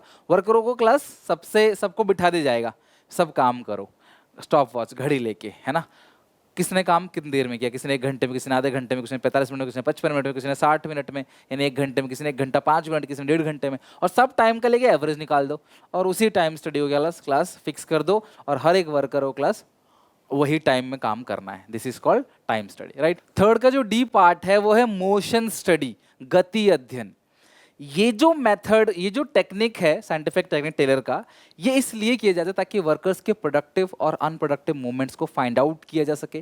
कंपनी में वर्कर बहुत सारे ऐसे मूवमेंट करता है जो प्रोडक्टिव है, जहां काम किया जा रहा है, लेकिन बहुत सारे ऐसे मूवमेंट होते हैं जो अनप्रोडक्टिव है, जहां पे वो काम नहीं कर रहा, रिसोर्सेज का वेस्टेज कर रहा है, यहाँ वहाँ घूम रहा है, फोन पे लगा हुआ है, काम नहीं कर रहा, गपशप मार रहा है, छुपा हुआ है कहीं काम ना करने के बहाने। तो ये सब जो मूवमेंट है अनप्रोडक्टिव मूवमेंट, और इन मूवमेंट को एलिमिनेट करना टेलर की जिम्मेदारी। टेलर कहता है भैया इसको एलिमिनेट करो। अब इसको एलिमिनेट कैसे करोगे? कौन से मूवमेंट प्रोडक्टिव है, कौन से मूवमेंट अनप्रोडक्टिव है, इसके लिए हजारों वर्करों को बैठा दो काम पे और देखो कि कौन सा मूवमेंट कर रहा है। नोट डाउन करो सारे प्रोडक्टिव मूवमेंट्स को, नोट डाउन करो सारे अनप्रोडक्टिव मूवमेंट को, और अनप्रोडक्टिव मूवमेंट को एलिमिनेट कर दो। एग्जाम्पल, मैं कंपनी में सिलाई कर रहा हूँ, मेरे सामने सिलाई मशीन है, लेकिन सीजर के लिए मुझे वहाँ जाना पड़ता है, दूसरी जगह से सीजर लेके आना पड़ता है, कहीं से बॉबिन केस लाना पड़ता है, कहीं से निडल लेके आना पड़ता है, कहीं से थ्रेड लेके आना पड़ता है। तो कंपनी देख रही है कि मैं टाइम पास कर रहा हूँ यहाँ वहाँ जाके, तो कंपनी पूरा का पूरा टूल किट मेरी कुर्सी के नीचे रखवा देती है कि भैया तुम्हें जो भी चाहिए यहीं से ले लेना, यहीं रख देना, तुम्हें यहाँ वहाँ जाने की जरूरत नहीं है। तो ये मेरे अनप्रोडक्टिव मूवमेंट को कट डाउन कर दिया गया। स्कूल में भी ऐसे होता है, आप बहुत सारे अनप्रोडक्टिव मूवमेंट करते हो, आप कहते हो भाई तू बाहर जा मैं भी आ जाऊंगा टॉयलेट के बहाने, तू बाहर जा वॉशरूम के बहाने मैं भी आ जाऊंगा, तू बाहर जा ये लाना डस्टर लाना है, चौक लाना है, तो बाहर जा रहे हो, इससे अच्छा चौक डस्टर क्लास में रखवा दो, एक्स्ट्रा मार्कर एक्स्ट्रा क्लास में रखवा दो, इंक क्लास में रखवा दो एक्स्ट्रा, ताकि बाहर जाने का जो टाइम वेस्ट करने का है अनप्रोडक्टिव मूवमेंट वो बच जाए। आपके स्कूल में भी ऐसा होता होगा, चौक डस्टर नहीं है उसी में 5-10 मिनट गुजर जाते हैं चौक डस्टर को अरेंज करने में, पीरियड ही 40 मिनट का होता है, 10 मिनट उसमें खराब हो जाते हैं। बच्चे के मजे हैं, टीचर के मजे हैं। तो इन अनप्रोडक्टिव मूवमेंट्स को एलिमिनेट करने के लिए मेथड स्टडी को लाया गया। This study is conducted to determine the productive and unproductive movements, cutting down the unproductive and wasteful movement. To conduct motion study Taylor suggested to observe an worker, एक worker को देखो जब वो काम को परफॉर्म कर रहा है, and note down the movement is doing, how many time he getting up from his place, अपनी प्लेस से कितनी बार वो उठ रहा है, बार बार देखो वो क्या अनप्रोडक्टिव मूवमेंट कर रहा है क्लास, उसको देख के फाइंड आउट करो, ठीक करो। और ये अपनी मर्जी से नहीं करना है, इसके लिए भी क्लास मोशन स्टडी का रिसर्च करना है। और क्लास उसके बाद क्लासिफाई करो कौन से प्रोडक्टिव मूवमेंट है, कौन से अनप्रोडक्टिव, और एलिमिनेट करो अनप्रोडक्टिव मूवमेंट को। ठीक है, उसको बोलते हैं मोशन, यानी आप कौन से मूवमेंट कर रहे हो, राइट।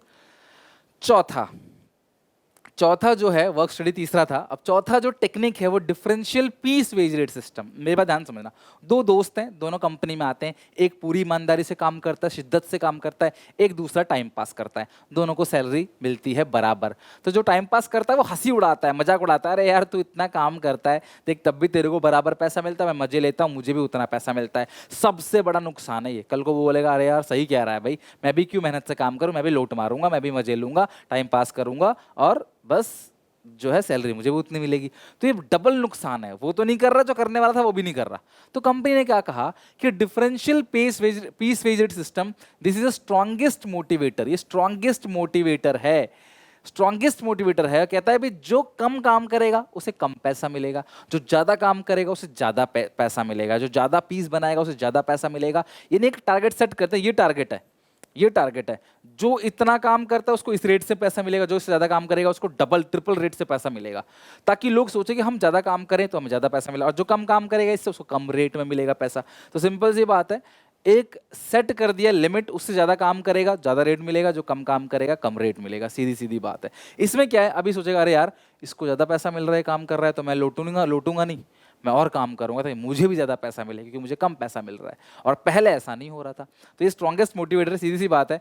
आप ज्यादा रिवॉर्ड मिलेगा तो आप ज्यादा काम करोगे ही करोगे, सेम मिलेगा तो नहीं करोगे। Taylor was the opinion that there should be differentiation between the efficient and inefficient worker, और जो काम कम कर रहा है वो इनएफिशिएंट वर्कर है, इनको तनख्वाह कम देना है।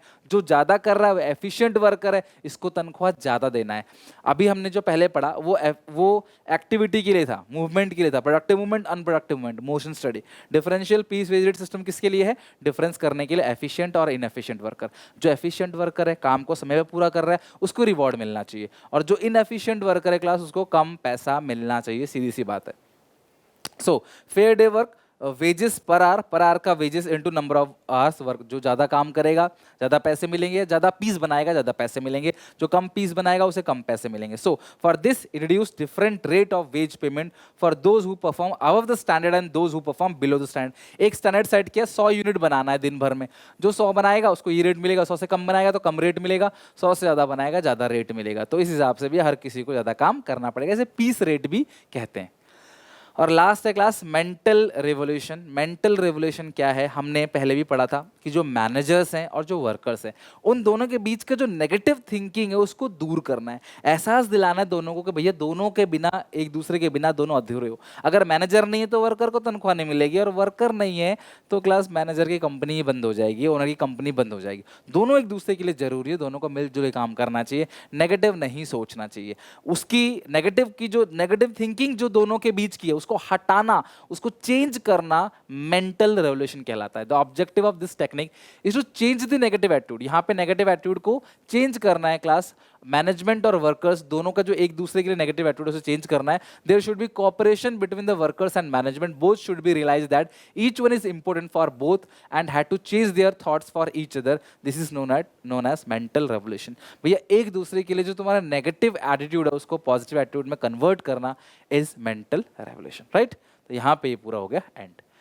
आई होप आपको ये पूरा चैप्टर अच्छे से मैं एक्सप्लेन कर पाया, आपको समझ आएगा। अगर आपको योद्धा बैच एंजॉय कर रहे हो तो प्लीज़ अपने क्लासमेट को वीडियो शेयर करो, उन तक पहुंचाओ कि सुनील सर ने योद्धा batch free of cost launch कर रखा है। अकाउंट्स इको बीएसटी का डेली बेसिस पे वीडियोस आती हैं, क्लास अकाउंट्स की डेली आती है मंडे टू फ्राइडे। कभी अगर कोई दिक्कत परेशानी है तो शायद नहीं आती, बट कोशिश कर रहा हूँ डेली आए। इको बीएसटी का 3 दिन ऑल्टरनेट डेज है, MW of eco TTS BST।